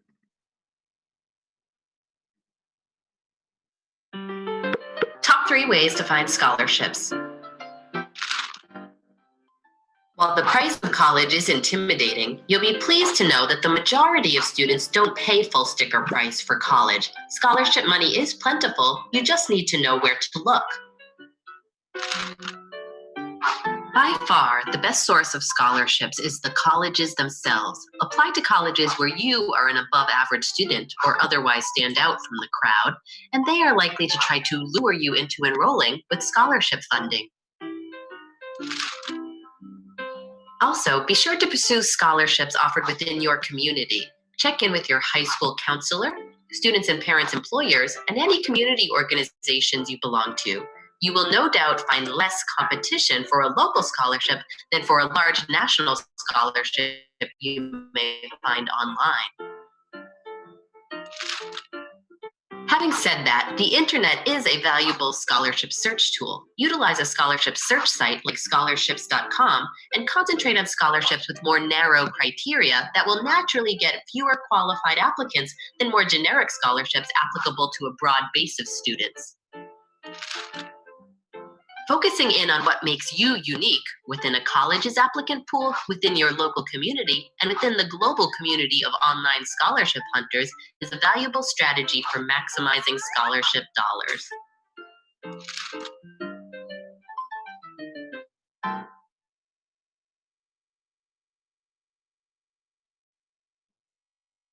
Okay, so did anyone get any information out of that? That was, I thought, was a great video in that respect. So you have to narrow your focus and to be able to apply for something that other people are maybe otherwise not applying for. And please remember, there are scholarships that go back because they're not awarded. So you have to understand, you got to apply for everything. Everybody has made great points. They talked about the fact that there are a plethora of scholarships out there, and there's information out there that you can go both the state, local, so you have to also know that your state that you're applying for has delegates in your community, and they also have representatives that are in Annapolis that have funds that are available. But remember, also check and see if a scholarship is a renewing scholarship. I'm gonna give you my last story. I know we're running late on time in that respect, but what it is that I had applied for a scholarship as a senior in high school. And it was a gentleman who was basically the head of the scholarship committee for this organization. Now, what happened was he would give me an opportunity to be able to call him after every semester. And I'd say, hey, Mr. Folk, or I'm sorry, his name was Mr. Campbell. And Mr. Campbell would say, all right, cut it, Mr. Folk, how much do you need? So you have to know, is the scholarship a renewing scholarship or is it just a one-time award? So in a sense, every semester I would call Mr. Campbell. Mr. Campbell would give me whatever I needed to get into school for that year. But understand that I established a great relationship. I had to interview. I had to go to the service before the scholarship interview and interview with about 5 older gentlemen. And they gave me what I needed to get into college then, and they gave me what I needed to get into college every semester since then. So I was able to, so understand there's a difference between a one-time award and then a renewing scholarship. Is there any other questions? No return on free money. I see you over there, Ms. Hayes. Now, but what it is that you have to get to the point where you are awarded enough money where you can pay for your entire ride in school. Okay, if it's $500, and Mr. Clark made some very good points, and the young lady in the program made some good points. The thing is that there is enough money out there, but don't stop applying for scholarships until you get your entire schooling paid for. So, and understand this, again, my name is Robert Folk. We're with Minority Access. And finally, I also want to include, we are looking for school ambassadors. So if you want to be an ambassador for our program, go into your school And we're looking for school ambassadors with the potential. And I know they gave out great prizes tonight, but there could possibly be awards and prizes for the students who become student ambassadors. We're at 301-779-7100. Okay, I don't want to take too much of my time. I appreciate you all. Thank you. Again, our services are free, Minority Access ETS program, and we're part of the TRIO programs in Prince George's County. Please give us a call or reach out to us by email. I'm at rfolk@minorityAccess.org. Thank you, Mr. Folks, for that wonderful amount of information. You have me over here ready to change my last name to Gatlin. I'm like, full ride because of your last name? Yes, sir. So we're gonna go ahead and move on to our next speaker tonight, which is Miss Lisa Aird. She is a collegiate and she's a college success coach and the founder of College Bound GPS, which she will be expanding on a little. But her main points tonight are how to write your college essay. So please prepare yourself to receive her. And Miss Aird, if you are ready, you can go ahead and share your screen or just come up to speak. Okay, I'm about to share my screen.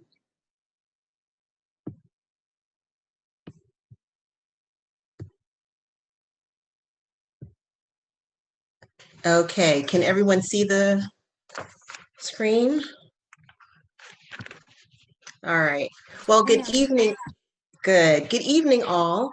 My name is Lisa Marie Aird, and I'm a collegiate success coach with Campus Bound GPS.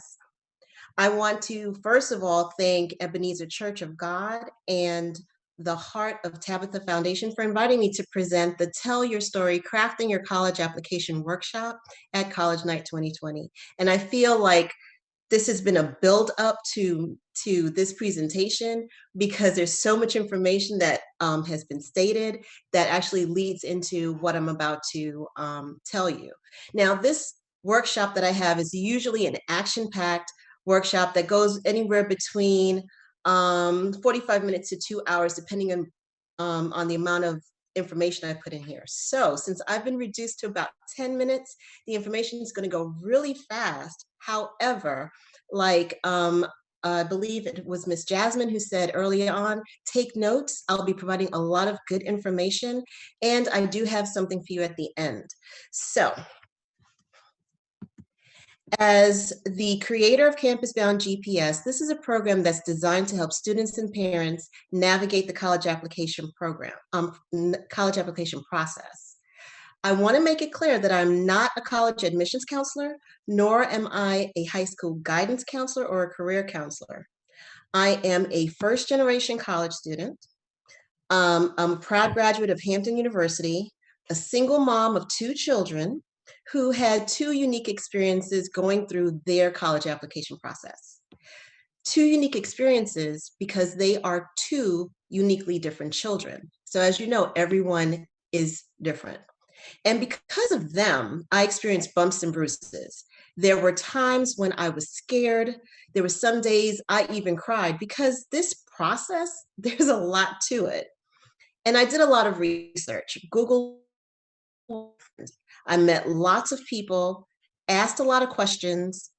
Sometimes I did not get answers. Some people just really do not want to share information. So the information that you're getting this evening, hold it close. The thing is, I didn't quit. I stayed engaged with my personal mission, which was to help my children get into college, which they did. And by doing so, I gained a lot of information.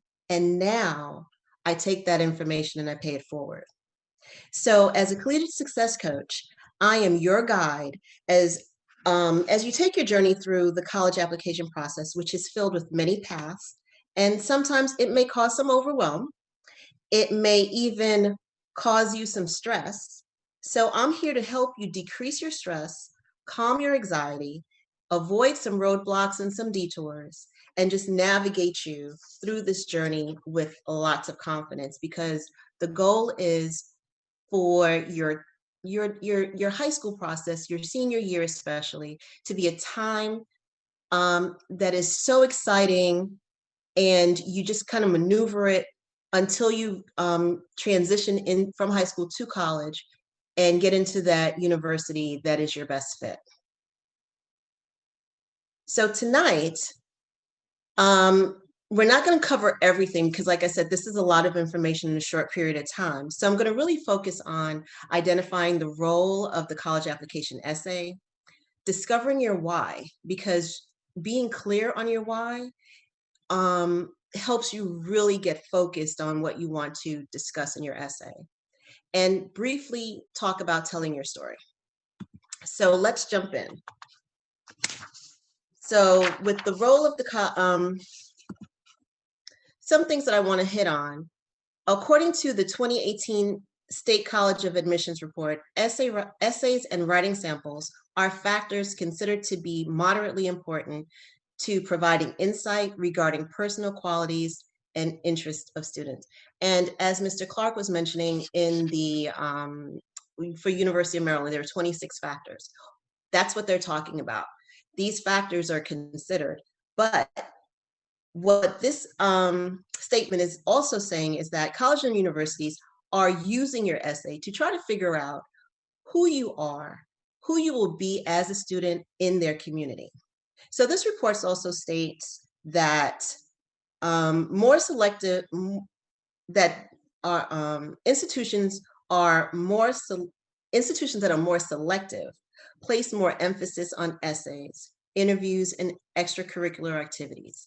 So these are your colleges, these are your universities that will kind of use essays to try to weed out some of your students and try to figure out, again, who's the best fit for their institution. The last statement on this slide is one of my favorites because it says human beings attend colleges, or human beings attend college, not test scores, transcripts, or resumes. This, in essence, is more of a holistic approach, and considering that we are in a pandemic, many schools are test optional, which means that you have an opportunity to stand out with your essay by expressing the uniqueness that makes you who you are, you. And how does that work? Well, it works by you answering the essay prompts. So one of the most commonly used services is the Common App. And with the Common App, colleges, there's about 900 member colleges within this service, and they include Ivy Leagues, highly selective schools, University of Maryland. Mr. Clark just mentioned that University of Maryland is a part of it. And with that, there are 7 essay prompts which vary in topic, and you're looking at a word limit of about 650. Another college application service is the Coalition for Colleges, and that has more than 150 member schools, and they're also cater to top colleges and universities. There are about 5 essay prompts to choose from, and like the Common App, one of the choices that you have is a topic of your choice. Now, there are schools that are not located in or a part of the Common App or the Coalition. For example, my alma mater, Hampton University, last year, they had a unique question. So it stated, or the prompt stated, if your name were an acronym, what would it stand for, and how would it reflect your strengths and personality? So that's interesting. Now, when answering these prompts, what you need to do is express things like your personality. Look at your values. Think about your views, your personal goals, challenges you've faced, and obstacles you've overcome. Or think about, what do you have in common with the college or university that you're applying to? Are your values in alignment with the values of the institution? Just something to think about. But all in all, I want to be clear that it's all about you. And I'm sure many of you students are on social media. When you post, you are sharing information about yourself, whether it's about your day, your food, your family, or a place that you visited. Writing your college application essay is somewhat similar. You are sharing something about yourself, except you're not sharing it with those in your social media community. You're sharing it with college admissions counselors. So let me tell you a quick story. When I was younger, now I am West Indian. My family's from Trinidad. I heard from our Jamaican brethren telling us about, where they're from. But in my family, the push is always to say you're going to be a doctor or a lawyer or so forth. So I said, okay, you know what? I'm going to be a doctor. And it's been ingrained in me my entire young life. When I was in high school, I just knew that I was going to be a pediatrician. And it wasn't until my junior year in high school when my English teacher, Mr. Ford, asked the class to research your college major. So I started researching, and I looked at pediatric medicine, and I wanted to take care of children because it was cute, or so I thought. And then I quickly discovered that this wasn't for me. Why? 2 reasons. One, blood makes me queasy. 2, I don't like needles. So it didn't make any sense that I go through all of these years of college and it's not something that I'd be interested in. I don't like getting shots, much less giving it to someone else. So I looked at my characteristics, my qualities. What are the things that I am good at? One, which is writing. So I researched, and for those of you who are on the line who are familiar with this, I didn't have Google. I had Encyclopedia Britannica. And with that, I researched what are majors that would do well with writing. And I also went to the library, and I found out more about journalism. So through my research, I discovered that I wanted to be a reporter and be the voice for the voiceless. I was confident in my communication skills, and I wanted to tell others, or I wanted to tell about, I wanted to be able to talk about and tell other people's stories. Well, I'm not a reporter. However, I'm using my communication skills to help you at this moment. So, what's your why? Here's how to discover your why. Look at all the things that you're good at, your talents, your skills, your abilities, and reflect on your characteristics, your personal values. What do you do, or what skills do you have, what talents do you have that can be developed through a college education a little bit more so that you can assist others in the world? Because that's kind of what it boils down to. Your gifts, your talents, they're not only for you. They serve a purpose, a larger purpose. In fact, I heard the word impact. And that skill or talent combined with that purpose that you have is what makes you unique. So I challenge you to figure out what your why is. I did this with my daughter. I started asking her, well, why do you want to go to college? So the first response was, I want to go to college because I want to make money. I said, no, we got to dig deeper. So we dug deeper. I asked her why. She got a little frustrated, but ultimately she said, I want to go to college to be an athletic trainer to rehabilitate professional athletes, both mentally and physically. Now that's getting clear. So when you create what I call your purpose statement, you can become clear on your why, and it helps you to write your essay. And it also helps you to tell your story. So I know this was quick, but I do have a gift for you. Once you fill out this evaluation, and I'll try to put this in the chat as well. Let me put the link if I can figure this out. Ooh, okay, I'm going backwards. Let's see. Oops. Okay, I'm not that savvy right now, but okay, here we go. Chat. I lost the chat. I'll put it in a second. But if you can, use this link to, you'll receive a cheat sheet, what I call the Tell Your Story cheat sheet. And it will help you when you're writing your college application essay. It'll help you with scholarship essays. It will help you with merit, what is it? Anything that you have to talk about yourself and present your personal statement. So I will put that information in the link in the chat in a minute. And I just also want to say that once you fill out the application, once you fill out the evaluation, I will be having a webinar. It's COVID-19 and College Bound. And with that, you will get an invitation to that webinar. And that webinar is also it'll serve as a gateway to a boot camp that I have, which is called Map Your Way to College. And this boot camp is good for freshmen, sophomores, juniors, because it's for preparation. And lastly, before I open up for questions, I just want to tell you a little bit more about Campus Bound GPS.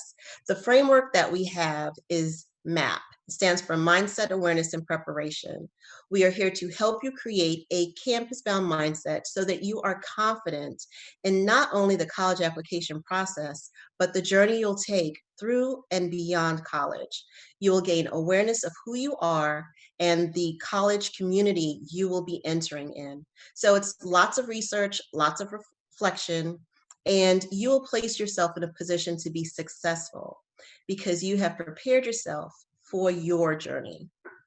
So I'm going to open up for questions, and I do thank you for your time. So I hope I didn't go over too much. I'm going to stop sharing now, and I'm going to place those links in the chat. And so I see there's a question here. Do college recruiters review an application, an applicant's social media post? Yes, they do. I highly advise that when you are looking into going to college, that you not only look at what you post, but also what your friends post and how they link, because you are then associated. There was and I read this recently, there was a student who got accepted into Harvard, and because of their social media post, their offer was rescinded. So that's just something to think about. Okay, I see that the link was posted in the chat, so thank you for that. And what I will do also now is just put all of my information, including the link, in the chat.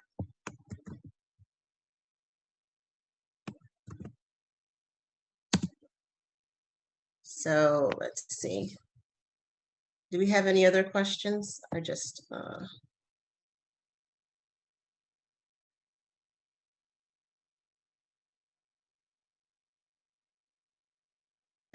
okay, no Wi-Fi, no internet. Preach, Miss Lisa Marie. Yes, sports medicine, and nice. Thank you.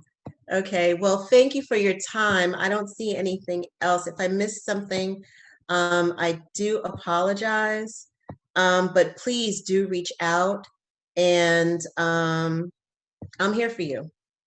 Okay, so thank you again. And I do want to say a special thank you to Robert Folk. He is a classmate of mine, and he also mentioned this college fair, college night to me. So honestly, I'm very grateful. So thank you for your time, and have a good night, and do pay attention. This is great information. There's actually an extra question in the chat for you. Okay, sure. What are some of the common mistakes top 3 that students make on their essays? Not paying attention to the prompt. Let's see. Not really telling your story. So sometimes you have to be a little bit more vulnerable to let the reader, remember someone is reading, and you need to really focus. When you get the cheat sheet, and I wish I had it right in front of me because I could have but really, really tell your story, talk about yourself. This is your time to express who you are and let the college and university know why you want to be a part of that community. What is it that you want to do? How will they benefit not only from you being there, but how will you benefit from them? So it's a two-way street. College is a two-way street. Is punctuation a big thing? Yes. Yes, have someone review your essay when you are writing. Sometimes you get caught up in everything that you do. My advice is always to have somebody review. I see it says be your authentic self. Yes, I agree with that. When answering, do you want to go right forward and answer the question or go into it later in your essay to the prompt? Okay, so you have, in some cases, you might have 250 words, you might have 650 words. You have a limit. Do you want to grab that person's attention with the information that they're looking for immediately? Yes. I do not suggest going round and about and so forth. Be really straightforward, answer the question, and then provide examples. So think about all the questions, like I mentioned, go into your values, your personality, challenges that you've overcome.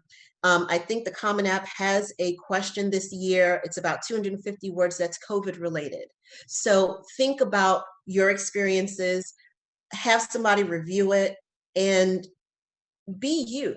This is your moment to express yourself, to tell the world who you are. I know Howard's supplemental essay limit is 750 words. What I did with my son, and this is how I actually base the work that I do with my program, he created a basic essay, and it talked about what he wanted to do. He was an engineering major. He had stuff going on that I didn't even understand, but he liked lightning strikes. So and he wanted to create an alternative, alternative way of making energy, and through lightning strikes. So that was his thing. That was his interesting thing. And he built up and down, across and abroad, that topic, that he took that probably 250 word basic personal statement and either enhanced it or had the basic information that he could send forward. So that's one of the things that I would suggest. Write something first without knowing a prompt, because you could probably fit it into a prompt, and then expand or detract from whatever it is that you need to do so that you're not that stressed. You want to be prepared for this. Says here, you can write an essay that you can change based upon exactly what I just said. You can write an essay that you can write and change based upon the prompt. So it's if you do it early, and that's one of my suggestions, doing it early, you'll feel a lot more comfortable. You won't be as stressed when you're writing it. You won't go through that writer's block. I think a lot of students who are writing, they get nervous about this. Be your authentic self. Enjoy who you are. Be confident in who you are, and move forward with it. And I think that would be my best advice. How soon should you begin to write your essay? I had a parent tell me that she had her daughter start writing it. Her the end of her junior year, because what she did was she shopped her daughter around to different college fairs, and she had a folder with her college essay in there, and she presented it. So I would say the Common App opens on August 1st every year. Try to do it way before then so that you're comfortable. You get to know what you're talking about, because sometimes you might get interviews. If you do your college application essay early, and you know your talking points, when you're being interviewed, you are restating the same thing over and over again. People will see your confidence exude through your message because you know it.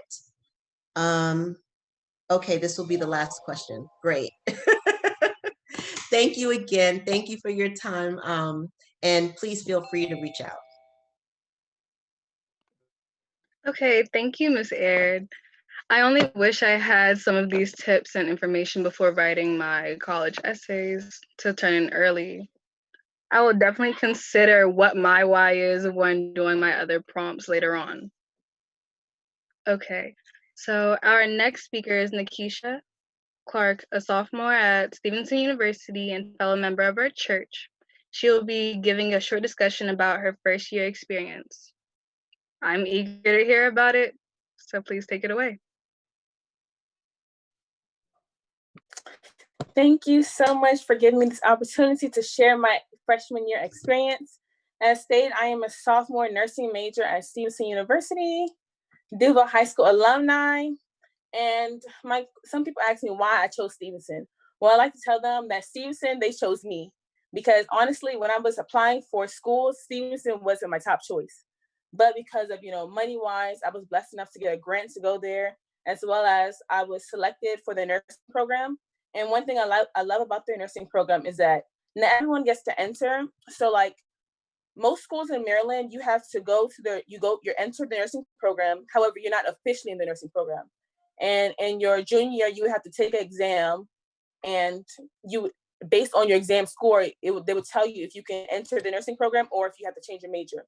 But with Stevenson, we have a 3.0 GPA. So we have to maintain a 3.0 GPA in our science classes, as well as our overall classes, and we're in the nursing program automatically. So college has taught me a lot. It's taught me about independence, about speaking up for myself, specifically about like my roommates. I actually went to Stevenson University, and I didn't know anyone. So my roommates, they were new to me when I got there, and it was different. But my roommates and I, we blend well. They're actually my best friends now. So I was lucky enough to have them as my best friends. But even like college has taught me that you have to communicate. So even with my roommates, being as though we come from different backgrounds or we have different ideas and thoughts, that what I'm thinking, they might not always be thinking that. So what bothers me might not bother them. So I might have to remind them, hey, so I'm not comfortable with this that's happening in the room. So I have to tell them that. And college has also taught me to break out of my shell. So normally I'm a social person when it comes to like when I'm around people that I know. However, in college, I didn't know anyone. So I'll answer the question. And so I didn't know anyone, but I had to break out of my shell, joining different organizations. So I joined this organization called Worth. I am now the public relations chair, and it stands for Women of Resilience, which means recovering from difficult situations, tenacity, persistence, and humility, which is being humble. And we've done different service activities, and it's helped me to break out of my shell more because I'm around women and we're empowering each other, which is a great thing. I also joined a small girls Bible study group, which also like kept me when times my faith was low, kept me to stay up, and it motivated me. And I also joined in Mustang Mentors, which we went to a middle school down the street from Stevenson University, which is in Owings Mill, Baltimore, Maryland. We went there, we would mentor them. So like just talk to someone their age, they can relate. And it was just a great experience. I most definitely had to break out of my shell. And like one thing that I remember, it was the first week on campus. So my roommate and I, we actually went, because we wanted to introduce ourselves to people in the dorm. We went to everyone, we knocked at everyone's door just to introduce ourselves. And that was so completely different from what I had in mind, because it's like I'm talking to so many different people, and I don't know, I just have to break out of my shell. Another thing that college has taught me is that I can't do it by myself. So whether it's asking help from your peers or from your professors, one thing I love about professors, they are there to help you. Their office hours, so many people, they don't go to them because they don't know about it or they just feel like they don't need the help. But sometimes it's good to just stop in and talk to your professors. And the more you talk to them or the more they get to know you, it's like the teacher, they knows my name, they know more about me. So they can really help me and can see when I'm struggling and when I'm doing well, excelling. And, it's just a great thing to have to talk to them. Also, the tutoring centers, many people, they don't go to tutoring centers because they're like, okay, I don't have a question. But sometimes you don't always have to go there with the question. So say you feel like you understand this concept in a class, but you want to go there just to make sure. So there's been a couple of times where I didn't have a question, but I would go there and I would say, hey, I'm learning about this subject, but can you tell me how you learned it? Or can you tell me what you know about it? And then sometimes I would realize that I really don't know the subject. So that's something I love about the tutoring center. And being in college is also like taught me to be resilient because at times the work is really hard. And sometimes procrastinating really gets to me, but I have to encourage myself. One song I love to listen to is called Encourage Yourself by Sherry Jones. And it really lifts up my spirits. And it just helps me to just push through whatever I'm going through. Like, there's more to come, keep going. The best is yet to come.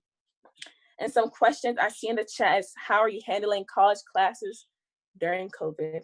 Oh, well, college classes right now, I'm doing my best to push through with it. I'm studying as much as I can, going to these tutoring sessions, and we're almost done. So I have to think about that. I think about we're almost done, and I just have to keep pushing through it.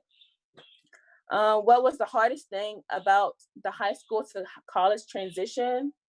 The hardest thing, I don't know. It wasn't probably being away from home, because I've never been away from home for so long.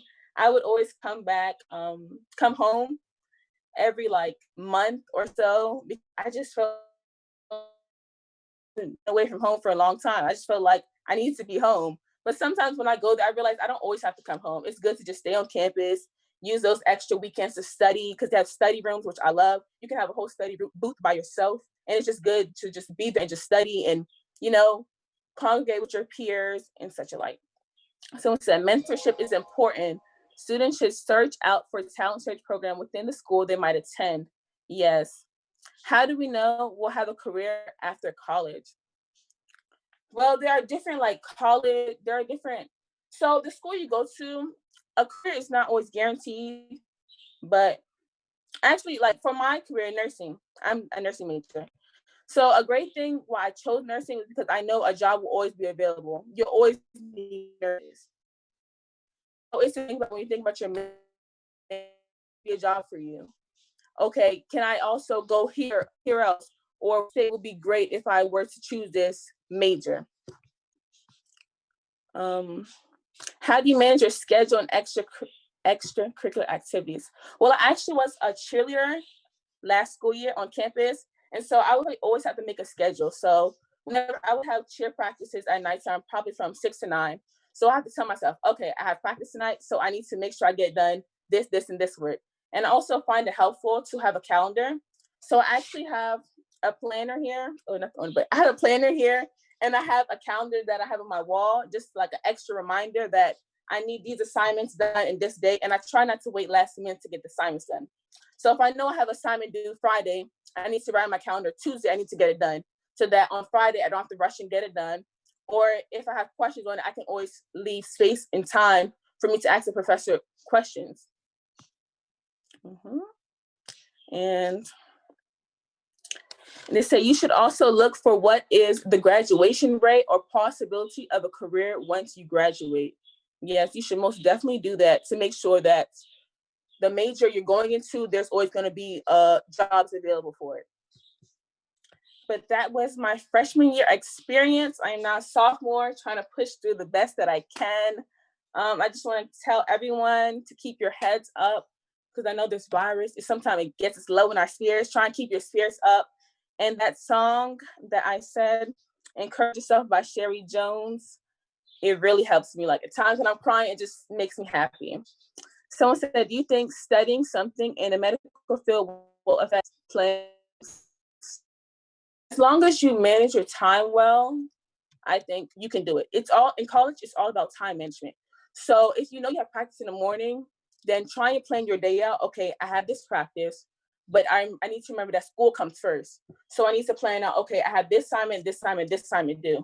So with this practice, when it's gonna be my study time, you have to remember when it's gonna be your lunch time, your breakfast, because sometimes in college, it's easy to skip over meals, which is not great. It's easy to skip over meals because we're stressing so much about the schoolwork. But sometimes you have to plan, if you have to plan meals in your schedule, it's okay. Plan those meals. Okay, 12 o'clock, I'm gonna eat lunch and then go back to studying. But I'm gonna give myself a break too, and then I'm gonna eat dinner. Just plan ahead. Time management is so important. But that's it.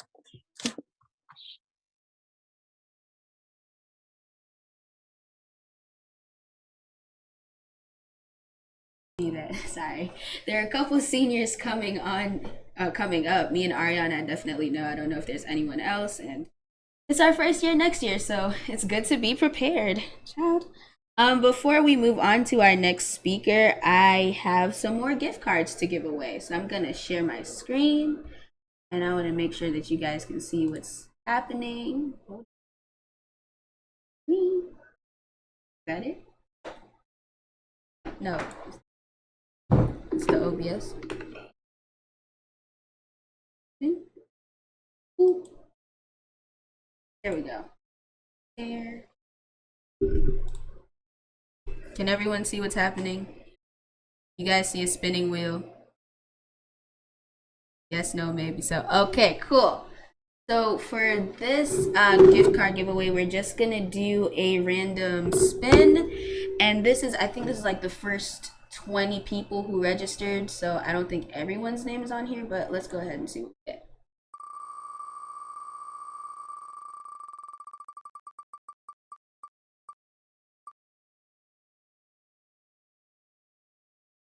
Ooh, okay.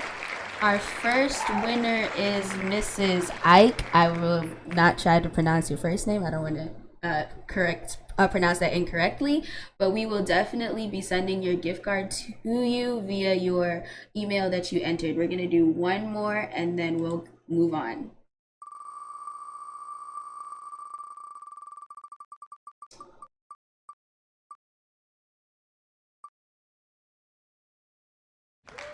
Woo!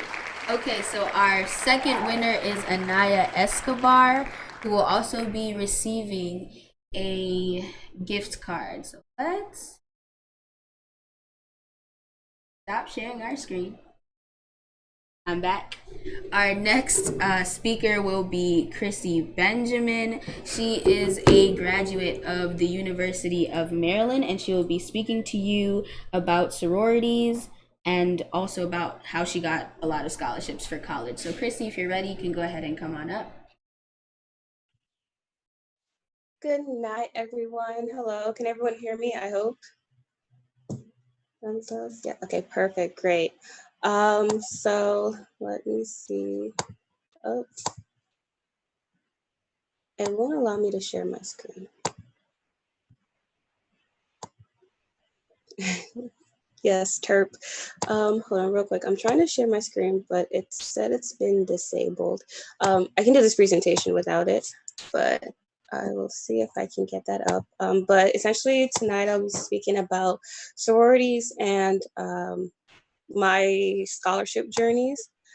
For me, so I was, just a little bit about me. I attended the University of Maryland. I graduated in 2017. It's already been like 3 years. I can't believe it. But I was an animal science major, and in continuation with animal science, I am currently pursuing my Go Terps. I'm currently pursuing, continuing on my path to become a veterinarian. So I will be starting veterinary school in January, if all goes well. And so I was just going to talk about my journey and how my sorority actually did help me with this process. Now it's still not allowing me to share my screen. So I might just have to continue on. Okay. See, it just said the, but I'll keep doing it. I'll keep speaking in the meantime. And so there we go. I hope you guys can see it now. So I'm going to speak about sorority and my experience with Greek life. So what is Greek life? Greek life includes, it's distinguished by a Greek organization that's usually found in North American schools, so in the US and Canada, and it's distinguished by their Greek letters. You'll see Alpha, Kappa, Delta, Omega, Psi, Phi, all of that, Zetas. And they can be broken up into different types of categories. So we have professionals, we have social Greek organizations, ones that are service-based, honor-based, and religion and ethics-based. And they can either be called, you'll hear the term fraternity or sorority. And usually fraternities are male-specific or co-eds, and sororities are women-specific. And so you can either, you pledge to a fraternity or sorority, or you can apply to one, and if you apply to one, like say, or merit-based one, you get in based on like your academics, or they send you an invite, that sort. So as for me, my journey, I was a part of Sigma Alpha. It is under the professional category of Greek organization. And so it was a professional agricultural sorority. And let me just explain, because I went to a predominantly white school and I joined a professional agricultural sorority. And wow, was that an experience for me. But it did help me with my goals. So my sorority definitely focused on everything agricultural. So it focused on environmental science, soil, down from the soil up until literally the animal science aspect. So we have people within the sorority that were interested in being environmentalists, farmers, pursuing farmers or farm degrees to make farms or run a farm. And then we had animal science people as well. And then even within like my big, and I'll explain what a big is later, she did an animal science track, but then went on to go to med school. But it's essentially, we were like a bunch of ladies that had like common goal and interest in agriculture. So how did I get in? So usually with the way sororities work and fraternities, you show your interest to pledge, and it's called like rushing as well, pledge and rush week. And so this is where you're gonna see a lot of flyers. They're gonna talk to you about, probably promote a bunch of events on campus that are going to be happening. And you have meetings for some of the more social ones. They might have gatherings like a party of that sort, just to show you the members, speak to you what's going on or what their organization's more about. And once you're interested, you kind of vocalize that you would like to pledge. And we were, for least, so professional socials are kind of different in terms of their whole pledging process. I don't know much about the socials. I know a little bit about socials, but I'm going to at least speak about the professional aspect. So for mine, we were interviewed. And then we attended weekly meetings, and that's where we studied about the organization, and we learned about the history of it, the pillars of the organization. We learned poems. There's a lot of poems that we memorized, and we had to know them verbatim. And so we were quizzed on that. And then at weekly quizzes, you have to pass a certain threshold. And once you pass the last one, you were then brought forward to the board, who then decided on if they wanted to accept you in. If you did get accepted in, we had a ceremony. And at the ceremony, every ceremony is different, and you're like sworn to secrecy. But within the ceremony, essentially, you get sworn in, you learn some more stuff about the organization, and then you get assigned. Well, at least at that point, that's when I was assigned a big. And a big is someone that is kind of like, they say it's like big sister. and then I would be considered a little or a little sister. And your big is supposed to just help you be like that mentor for you, to help you throughout not only your time in the sorority, but even your time there on campus and at the university. They're usually someone who's not per se older, but they've been in the organization, because I was a big to several people, but they were actually classes above me. So the big is just seniority within that sorority. It doesn't necessarily mean it's someone that's of a higher grade level than you. And then once you get a big leader, you proceed with more doing activities that you actually do within the sororities. So when I got in this, and different different Greek organizations have their different goals. Some are service based, so they do a lot of community service projects.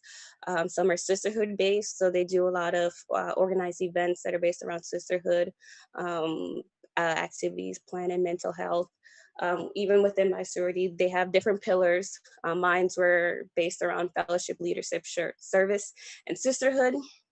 And there's different opportunities available within Greek organizations. So within there, I was able, after a couple of years, I was able to get some, be a part of the sisterhood chair. And that's where we planned events specifically for the ladies for sisterhood bonding. So this would include like going out for a movie night, dance, music, game night, or a physical activity night, like a fitness exercise. And we did a lot of different things. I should also note that there's a thing called dues. And this is essentially, it's like a membership fee. And each fraternity and sorority has their own membership fee, and it's range. So it can range anywhere from a couple $100s a month per semester to, for the more prominent and social fraternities and sororities, it could be $1,000 per semester for fees and dues. So that is something to look into when you are considering, and when you are looking into when they have their rush week, is to potentially ask about fees and dues, and make sure it's something that you can manage. Because that would be expected of you, and you usually have to kind of pay that. They usually have a deadline within the first couple of weeks of the semester starting when you would have to pay those dues. And those goes to like, there's different dues, and different sororities have different kinds of stuff. But some of it went to our national chapter, and then part of it was stayed with us to help us at least build what we had at UMD. And so a lot of people want to know, like, what are the benefits to being in a fraternity or sorority? And one of the biggest ones you probably hear is networking. I can say I've seen, especially for the larger fraternities and sororities, there's been, I've heard of stories where someone was just like, hey, I'm looking for a job, and they're like, and they are within like the same fraternity, and it's kind of, they get, you know, a blessing in a sense of that networking to be able to get offered a job or the opportunity to interview to get a job they wouldn't otherwise been able to maneuver or work the system to get. And so there's a lot of networking, if done correctly, involved, that's really beneficial. It does look pretty good on your resume as well. Depends on which fraternity or sorority you're in. And I would say the biggest thing to get out of it is leadership roles. And so for me, I was the leader of the sisterhood chair. And so there I learned how to manage a small team, to work towards a goal, event planning, communication, network skills, that all just helped me in the long run. Stuff that you just really, I mean, you can put on your resume, but it's just stuff within you that you have for the long road. And essentially, when you do join a sorority fraternity, it's kind of a lifelong thing. They do have alumni associations and chapters that you can subscribe to afterwards. But essentially, that's something like you have, and you can wear your letters, and they're pretty picky with letters. Like, you're not allowed to wear letters that you're not a part of. But you can get recognized, and people can see from afar, like, oh, hey, yeah, and I was also part of the sorority at this chapter at this university. And it's essentially just having a big connection and a network of members for that will be there to help you for the lifelong duration. And so in here, this last photo, this just shows the big list. So I, with my tiny little self, was a big to three of my sisters. There's Jaquan, Brittany, and then Ariel. And one of the biggest benefits is really the friendships that you get out of it. I'm still in contact with my big, who right now just finished graduating med school. My little Brittany in the middle, she's in pharmacy school, and still really close friends. I just hang out with her last week or 2 weeks ago, and it's just the friendships you do get. It is lifelong, and it does help, especially when you go to a bigger university. It is great to be in a smaller organization where you can get to make friends and get that opportunity to just, instead of having your brain go everywhere, like, oh my God, there's so many people everywhere. What do I do? How do I meet people? This was a great way to narrow it down and just get a close group of friends. So let me see if there's any questions, because I'm going to move on to scholarships next. What do you appreciate most about sororities with the University of Maryland? How did the sororities help your career? So I appreciated most, once again, it was the networking. So the University of Maryland is really big, and they have different colleges. And so I was in the College of Agriculture. And so Sigma Alpha and our brother fraternity, AGR, was kind of known because they do a lot of service, and a lot of their members do a lot of things within the School of Ag. And so having that, even wearing my my letters and having that on my resume, people knowing I'm a part of Sigma Alpha, I did feel a level of, people trusting me to do certain things more, or they just appreciated more, or some respect. In terms of helping my career, it did help for on campus getting certain, I feel like it did help with getting certain opportunities, because once again, because our within the School of Ag, we were just known because we help out the school so much, that they was kind of like a, thanks for helping out type of thing. And I was able to get, I worked on campus as like a lab animal tech, and I got internships, like almost made up internships, I feel like. And I feel like that did help me a lot because of my experience with sororities. What are some misconceptions about sororities and fraternities? There are quite a few. I know there's a big thing about hazing, and that they're just about parties and drinking and just doing all of that stuff. And I should note that, once again, not all fraternities and sororities are like that, or there's still that misconception. I was in a professional one, and we did have a lot of guidelines we had to stand by. We didn't have our own house, and there was rules, like we couldn't have an event with alcohol or things of that sort.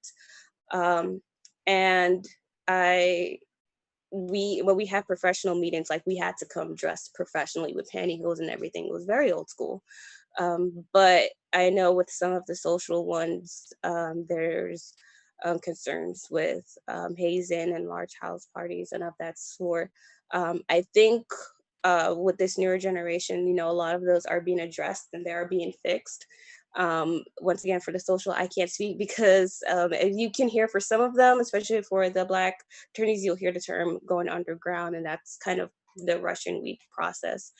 You usually are not going to hear anyone speak about that. They're kind of sworn to secrecy thing. But for the most part, I feel like we're living in a generation that will speak up, and there's certain things we won't tolerate. There's been recently a lot of news about sororities, fraternities, and the hazing and drinking. How do you avoid that pitfall? So once again, it's about speaking up. I knew going in there are certain things, and I was also afraid of those misconceptions. Once I learned about more about the professional sorority that I was going into, I wasn't too concerned with that. But in terms of, because I did look into social ones, I'm going to explain a little bit later, but I did get a really big scholarship from a sorority alumni chapter, and I considered, joining or pledging them kind of as like wow, you guys really helped me out with school. I kind of want to join this because I like what you guys did. But for me, I just had to weigh everything and had to see if it fits into like my personality. And I know there's certain things I just wouldn't do or wouldn't tolerate. And so I think, especially when you go into college and you're surrounded by so many things, you're trying to find who you are. There's certain, like, I feel like your parents instilled a certain thing in you, a certain ground, a foundation that I would just say to learn to just build upon. Don't break that foundation necessarily. And so I feel like I had a pretty good foundation of my beliefs and what I would tolerate and what I would not tolerate. And that did help me navigate through it. I will say towards the end of my fourth year or my last year on campus, this was right around 2016. Yeah, it did become really hard being in an agricultural sorority, especially around election time. True colors were shown, but if more than anything for me, I learned to build character, and I learned that, you know, there's people who I'm going to be around that won't have the same views and opinion as me, but we can learn to live and coincide. What internships did I have? So I did work with America Reads, America Counts, and it was part of also my, what was it? It's like a capstone. And I had it for fall and spring, so a school year.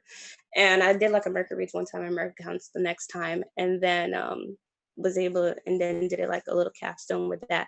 But having been able to present to them that I was in a sorority and I was a sisterhood chair, and I knew about planning these events because part of my internship did involve planning the big Reads Day and Counts Day that usually happens at the University of Maryland. And we bring all these local elementary school students that we've been tutoring the whole semester onto campus to just kind of celebrate them.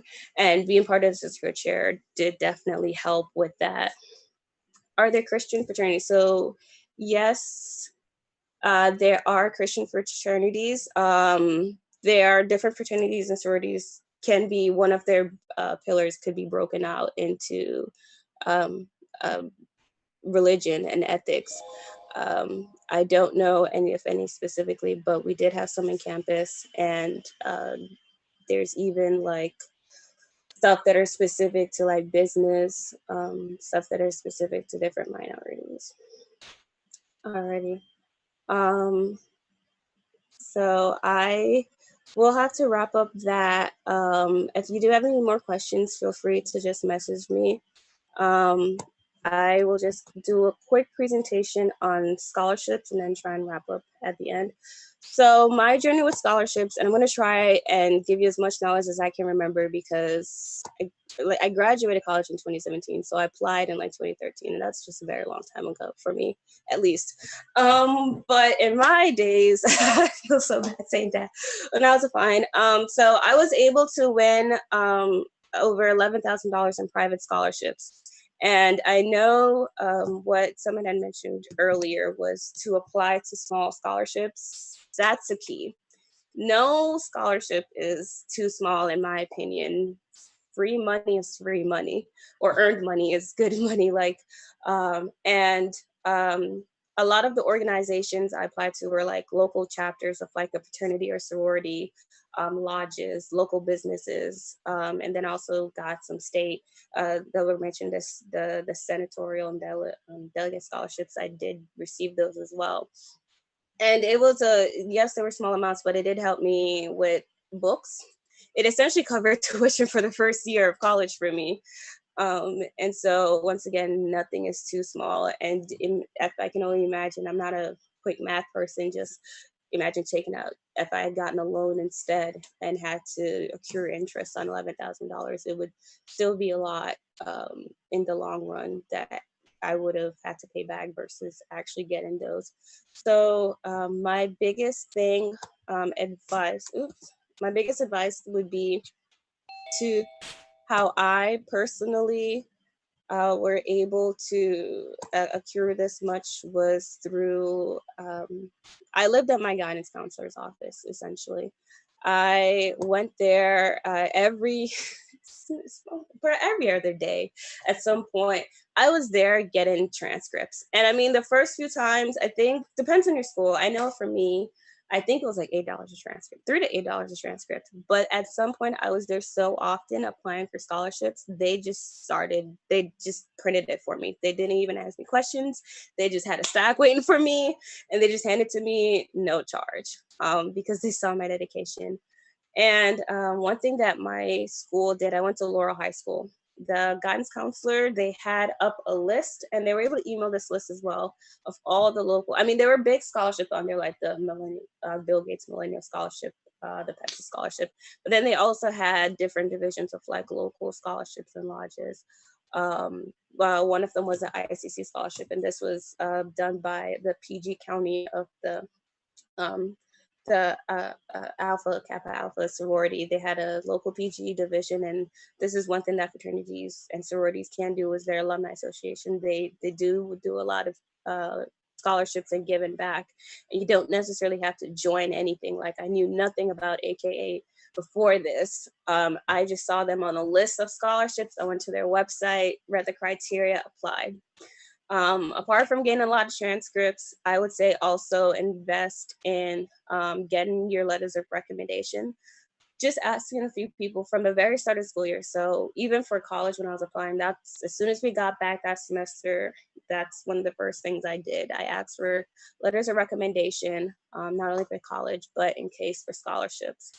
And I know a friend that we both applied to University of Maryland, and one of the reasons she didn't get it because her application wasn't finished because she was missing that one letter of recommendation. And it's so crucial just in the whole application process. There's so many people applying that your application has to be completely fulfilled and complete. And so while you're asking for those letter of recommendation for universities, just go ahead and slide that in for a scholarship.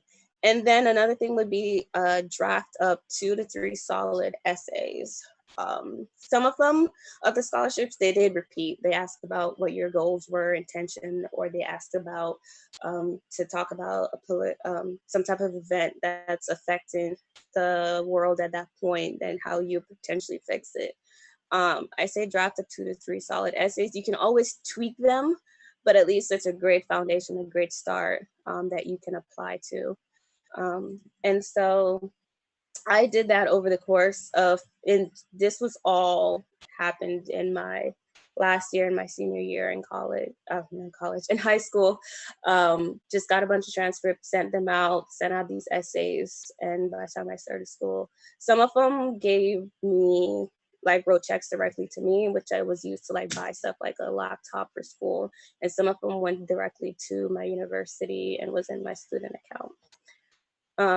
And so if you guys do have any questions about sororities, the University of Maryland, life on campus, I did stay on campus for my first year before being a commuter. And then scholarships, just let me know. I did dig around, and I do believe I still have the list of old scholarships, the list that my guidance counselor had sent me.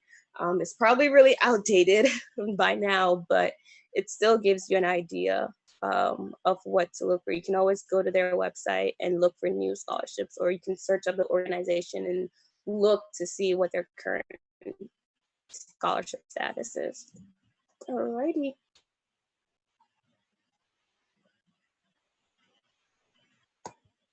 Commuters do save money, yes.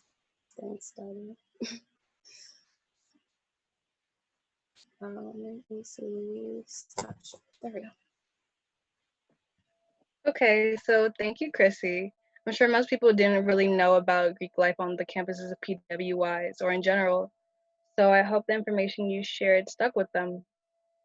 I'm actually interested in Greek life myself, so your slideshow definitely left an impression on me.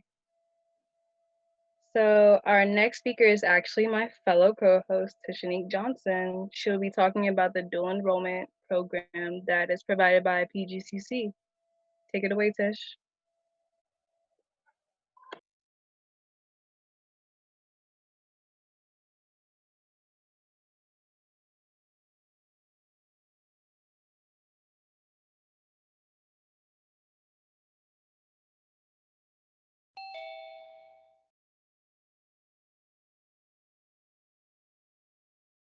St, as you guys know already. I was one of the co-chairs on this college night, and I am a 4th year or senior at the Academy of Health Sciences. If after this you want to contact me, my email is listed below. Let's get started. Here we go. So the first program that I want to talk about is my program. This is the school I go to, Academy of Health Sciences at Prince George's Community College. It is a dual enrollment program. So what is this program? Middle college, as we call it, or the dual enrollment program. It's a 4-year program, and this pathway is designed for students who want to pursue health majors. So I want to be a pediatrician. This is the perfect program for me. At the end of this program, you receive an associate's degree in general studies and your high school diploma. The reason that your associate's degree is general studies is because if you decide to change your major, you won't be, bound to anything. One of my friends actually, who is in my program, decided after our second anatomy and physiology class that IT was her new major. She was like, yeah, health sciences, not for me. So her associate's degree will still be able to help her, despite the fact that this program was geared toward the health sciences. So under the same umbrella as the Academy of Health Sciences is also what we have, the teacher prep program. Teacher prep is also dual enrollment, and it is also a 4-year program. The only difference between the health sciences pathway and the teacher prep pathway is what career they're preparing you for. So teacher prep obviously is preparing you to become a teacher. In your 3rd year at the school, teacher prep students begin to visit different middle schools and elementary schools and act as teaching assistants. So as I mentioned, both of the programs are very similar. Our first 2 years, whether Academy of Health Sciences or teacher prep, will be spent in Lanham Hall, where most of our classes will be. We'll have 1 college class in 1st year, 2 college classes in 2nd year. But by our 3rd year, we are pursuing our respective careers. So I have a whole bunch of biology classes and science classes, while teacher prep is taking things geared towards their program. I want to briefly talk about the admissions process. So how do you get into these programs? First of all, eligibility. These programs are available to all 8th graders in PG County. 50% of admissions to the health sciences program comes from students who are either first generation or low economic status. But the other 50% are just from people who did apply. How to apply? You must take an entrance exam at your middle school. So the best person, how to apply? You must take an entrance exam at your middle school. So the best person to talk to is your counselor. Your middle school counselor will have an online application for you. They'll know where and when you can take the test. I don't know if dates have changed because of COVID, but you can find this information on the PGCPS website. So the final step in the admission process, even after you take the entrance exam and they accept you and you get your letter, you still have to attend Summer Bridge, which is a 2-week program before your fall semester begins, where they assess you. Basically, they're like, are you going to adjust well to this? Is this really what you want to do? If you decide that this program is not for you, or they decide that your behavior is not befitting of the program, you'll be dropped and you will go back to your local high school, as they say. I was only speaking about the 2 programs that are available at Prince George's Community College, according to my knowledge and the programs that I'm invested in. But if you go to the website, you'll be able to find other dual enrollment programs and specialty programs that you can enroll your student in. I just felt like everyone should know about this opportunity and not waste the chance to take it. That's all. That's my very short presentation. At the end of tonight, or tomorrow rather, we'll be sending out resource links where you can find more information about the dual enrollment program, or you can contact one of our speakers from tonight and have all your questions that weren't answered tonight answered eventually. So, yay. The next item, oh, let me stop sharing my screen. If you guys have any questions, you could go ahead and put that in the chat. And if not, we will move on. Okay. Oh, okay. What is my favorite thing about enrolling in middle college? Okay. One of the greatest things that people told us when we decided to go to this program is you're gonna miss the high school experience and it's gonna be awful because you're not gonna be a regular high schooler. I am grateful that I missed the high school experience. I'm not gonna lie. My favorite part about middle college really is the fact that they don't treat you like little kids. You get your responsibilities and you have to learn to manage that, because I feel like that's one of the greatest struggles you're going to have transitioning from high school to college. It's like a lot of the responsibility now is yours, but in middle college you have to start getting that work ethic together by your second year, because third year now you got college student responsibilities. So I think that was my favorite thing about middle college. Ooh. Okay, if there are no other questions, we'll be moving. Oh, what's the workload like? Ciao, anyway. I think Ariana will tell you, yeah, as Miss Hales just told me, Ariana is. I'm about to call on you, Miss Ma'am, yes. So as Ariana will tell you, who is also a dual enrollment student, you definitely have a lot of work to do as a dual enrollment student, because it's not just high school, it's not just college, it's both of them. And sometimes finding the balance between those two things is not easy or fun. I remember taking my first college class and feeling like, this is going to be easy. Everybody's jazzing it. No, ma'am. No, sir. It was definitely difficult. And sometimes I had to figure out what priority was. Like, which assignment do I need to get done first? Which grade do I need to focus on the hardest right now? How is my high school life going? How's my college life going? So it's definitely pretty difficult. And if Ariana is willing to share, yes, no, maybe so. How do you feel about the workload? You don't have to if you don't want to. Oh, I'm getting some more questions in here. Tisha, do you want me to answer? Yes, go ahead. About the workload,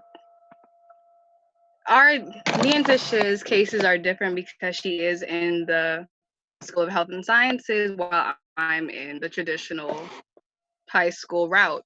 Along with the dual enrollment classes that I would take either in my sophomore, junior, and senior year as well. So I have to juggle my regular school work while also doing college work, usually in night classes. So it's all about time management in terms of those. But the coursework isn't much, as long as you know your course, the classes you're taking, and all the subjects that's needed. Oh, and I'm also in the engineering program. Period. PLTW, Project Lead the Way, yes. Okay, but so as Ariana, let me clarify what Ariana had mentioned is that we're in two different types of dual enrollment program. My program, I don't have a high school. So my school, my campus where I go every day is Prince George's Community College. We have a separate building for our program, but I go to PGCC. With Ariana, she does have a home high school. I believe it's Northwestern. Correct me if I'm wrong. Right. So Northwestern is her home school, but she also has her college classes that she's taking separate from that. I believe Marquino put a question in the chat. Are you one of the students who will have your associate's degree, or will be close to having your associate's degree upon graduating? Also, have you inquired about scholarships that incentivize students in your position? Okay, first question. I will be graduating with my full 60 credits, so I will have my associate's degree when I am finished with high school. However, scholarships that incentivize students in my position, no, I have not looked into those.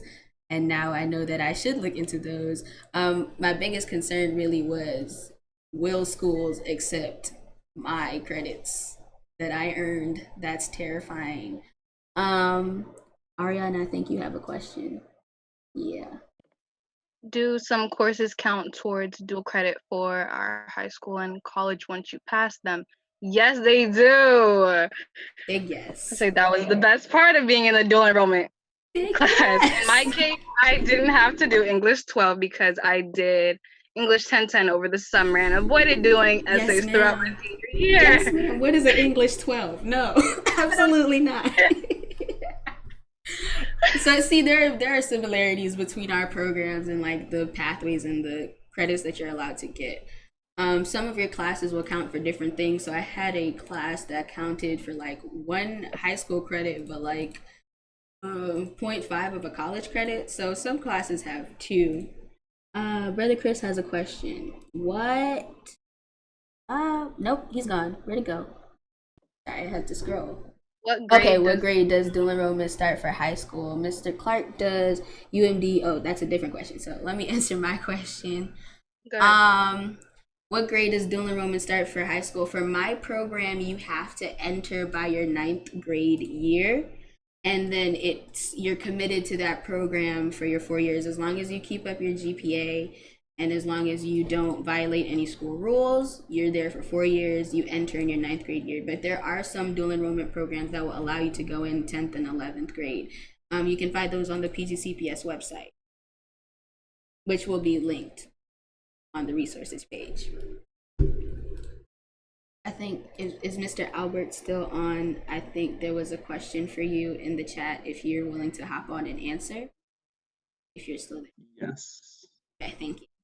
Okay. So most colleges will typically look at dual enrollment classes similar to IB or AP classes in that the college level rigor.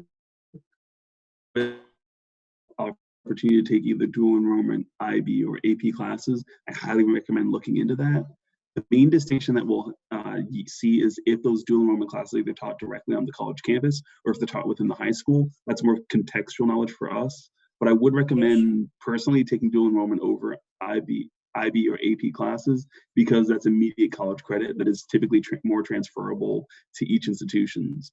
More selective schools like University of Maryland will only transfer those credits to our school if it's an AP or IB class, if you receive a 4 or 5 or 5 or above on those course examinations versus a dual enrollment class, which is typically directly accepted in.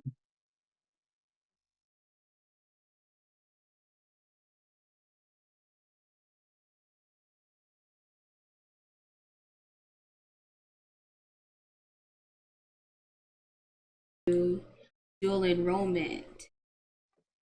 There was one asking when does dual enrollment start for high school, so I could answer that. It started my 10th grade year, specifically the summer because you have to take the acuplacer in the springtime. Yes.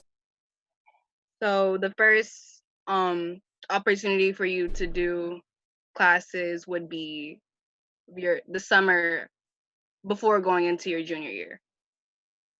Also, if you are planning to do dual enrollment and you have a student in 8th grade, I really recommend you start reaching out to your counselors this week because some of the deadlines that I see for dual enrollment are quick approaching, like December.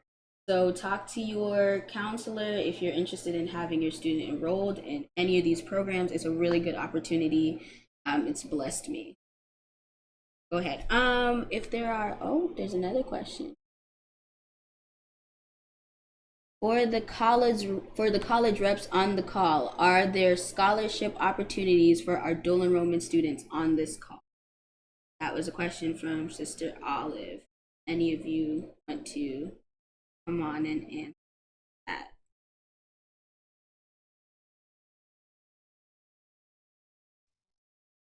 Well, I can address that with regard to PGCC. If students complete dual enrollment courses at Prince George's Community College and have a B average at least, and you plan on coming to Prince George's Community College, then you could potentially qualify for what's called the Dual to Degree program. In summary, you automatically get half of your tuition specifically, not applicable to your charges. So basically, if I'm a full-time student, which is a requirement, half of my tuition is automatically not charged to me. Now, if I potentially get, yes, that's right, D2D, dual to degree. So if I potentially get that and then I get another scholarship I could potentially go to PGCC free of charge. There are students who have doubled up and they're going to school free of charge. Their textbooks are covered and they just come in, get their degree and transfer out. So that is a great opportunity for students to take advantage of the dual to degree program. And if you have questions about that, I can get you in touch with one of my colleagues that manages that program.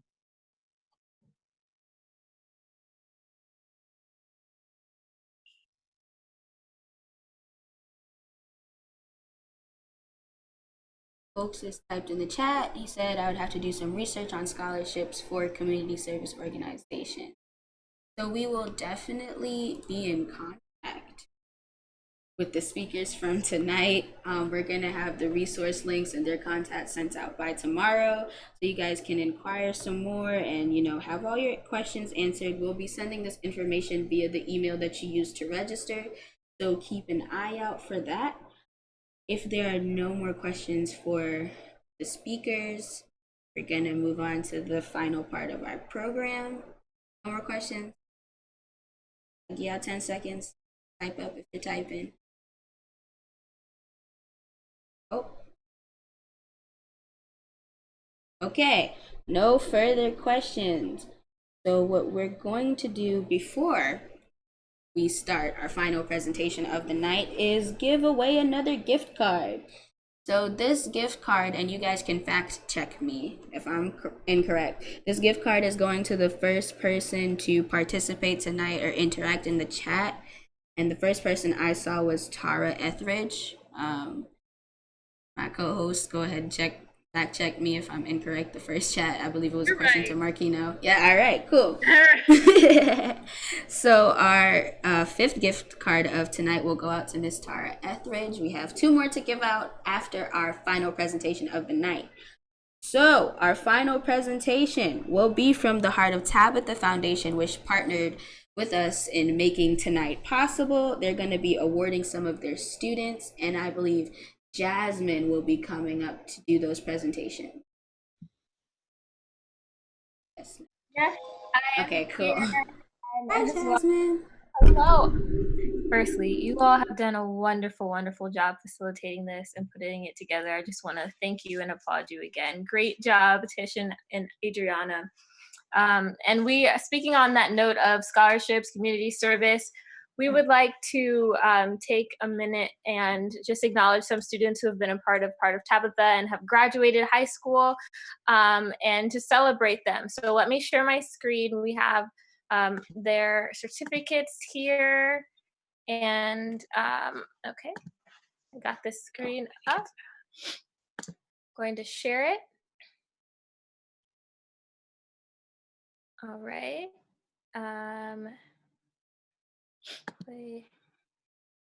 Start. Okay, can everybody see that right now? This is chatting. Thumbs up if you can. Yeah, okay, we're good. All right, so we are awarding some book scholarships to some students who have been phenomenal leaders, participants, and active within the Heart of Tabitha Foundation. And we'll try to keep it brief. So we'll start with Adriana Andrews, graduate of Parkdale High School, Towson University, major in business administrations and communications. So congratulations to her. And for the students who are on the call, if you just want to say hey or wave when we come to you, that would be great.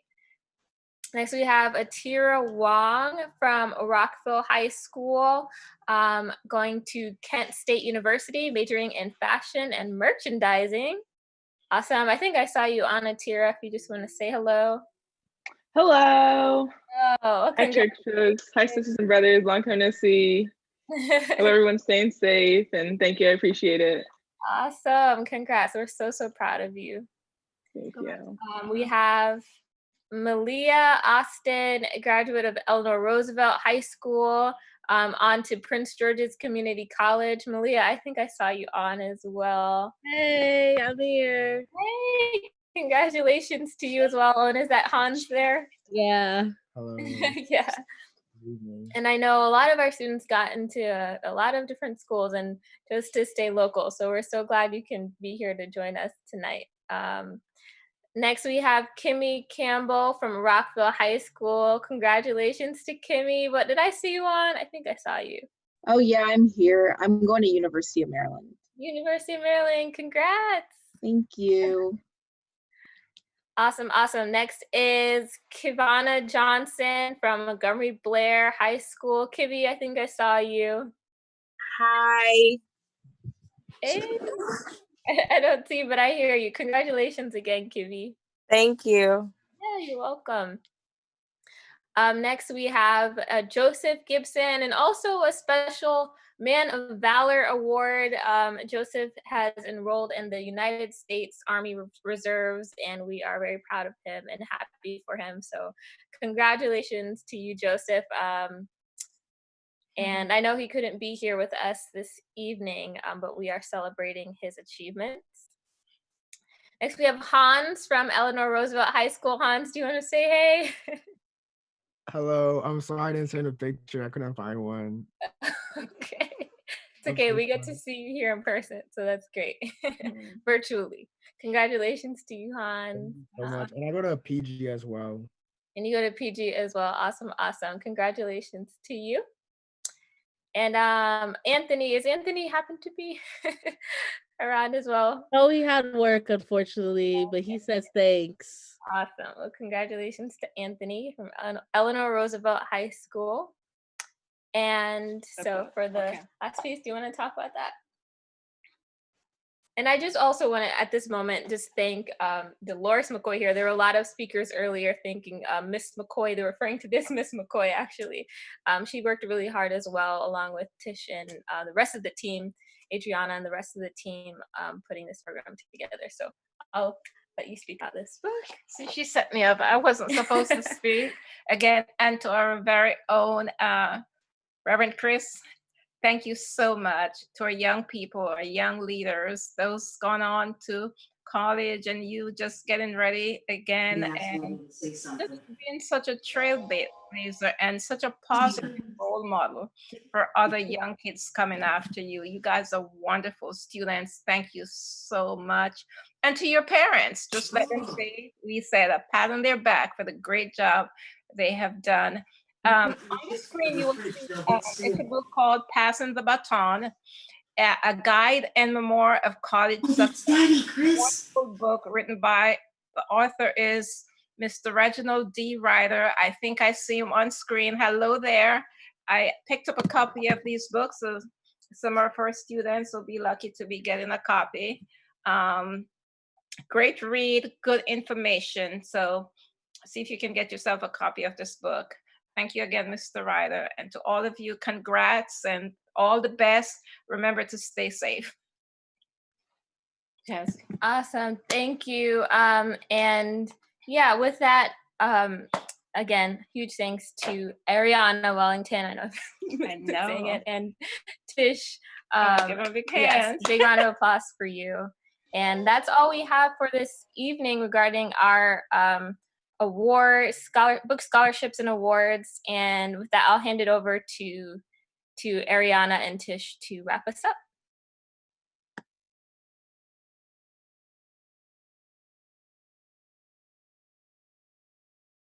Keep doing it. I'm sorry.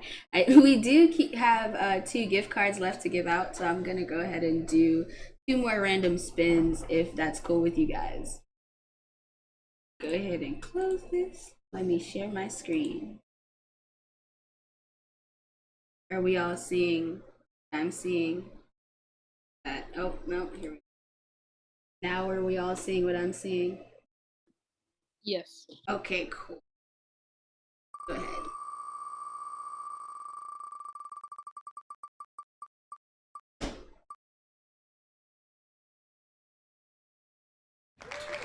Whew.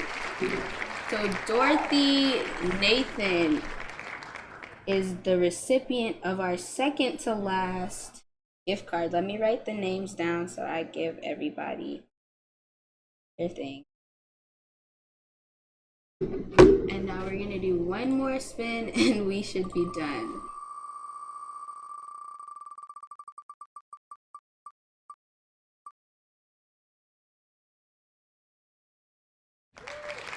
Woo! Okay, Fantasia is going to be our last recipient of our last gift card, and that is all I have for you tonight. Ooh, stop sharing screen. So we can go ahead and close out. I just want to say thank you to everyone for coming on. Thank you to our wonderful speakers. I would like to remind our students that we will be sending out resource links with our speakers' contact information and links to different programs that you guys can go ahead and use as you pursue a higher education. That's all I have to say. I'm gonna welcome Ariane just to give her final greetings, and also Brother Chris, because he was a major part of this, and I feel like he should give you guys a goodbye if he's still available. Go ahead, you guys. I want to thank the students for joining in on a late Friday night. I know it's not easy to do. I want to thank my mother for helping me along the way, planning this program with me, as well as Heart of Tabitha, Sister Dolores, Brother Chris, Tisha, my partner, everybody involved, as well as the speakers that took their time out to give us information today.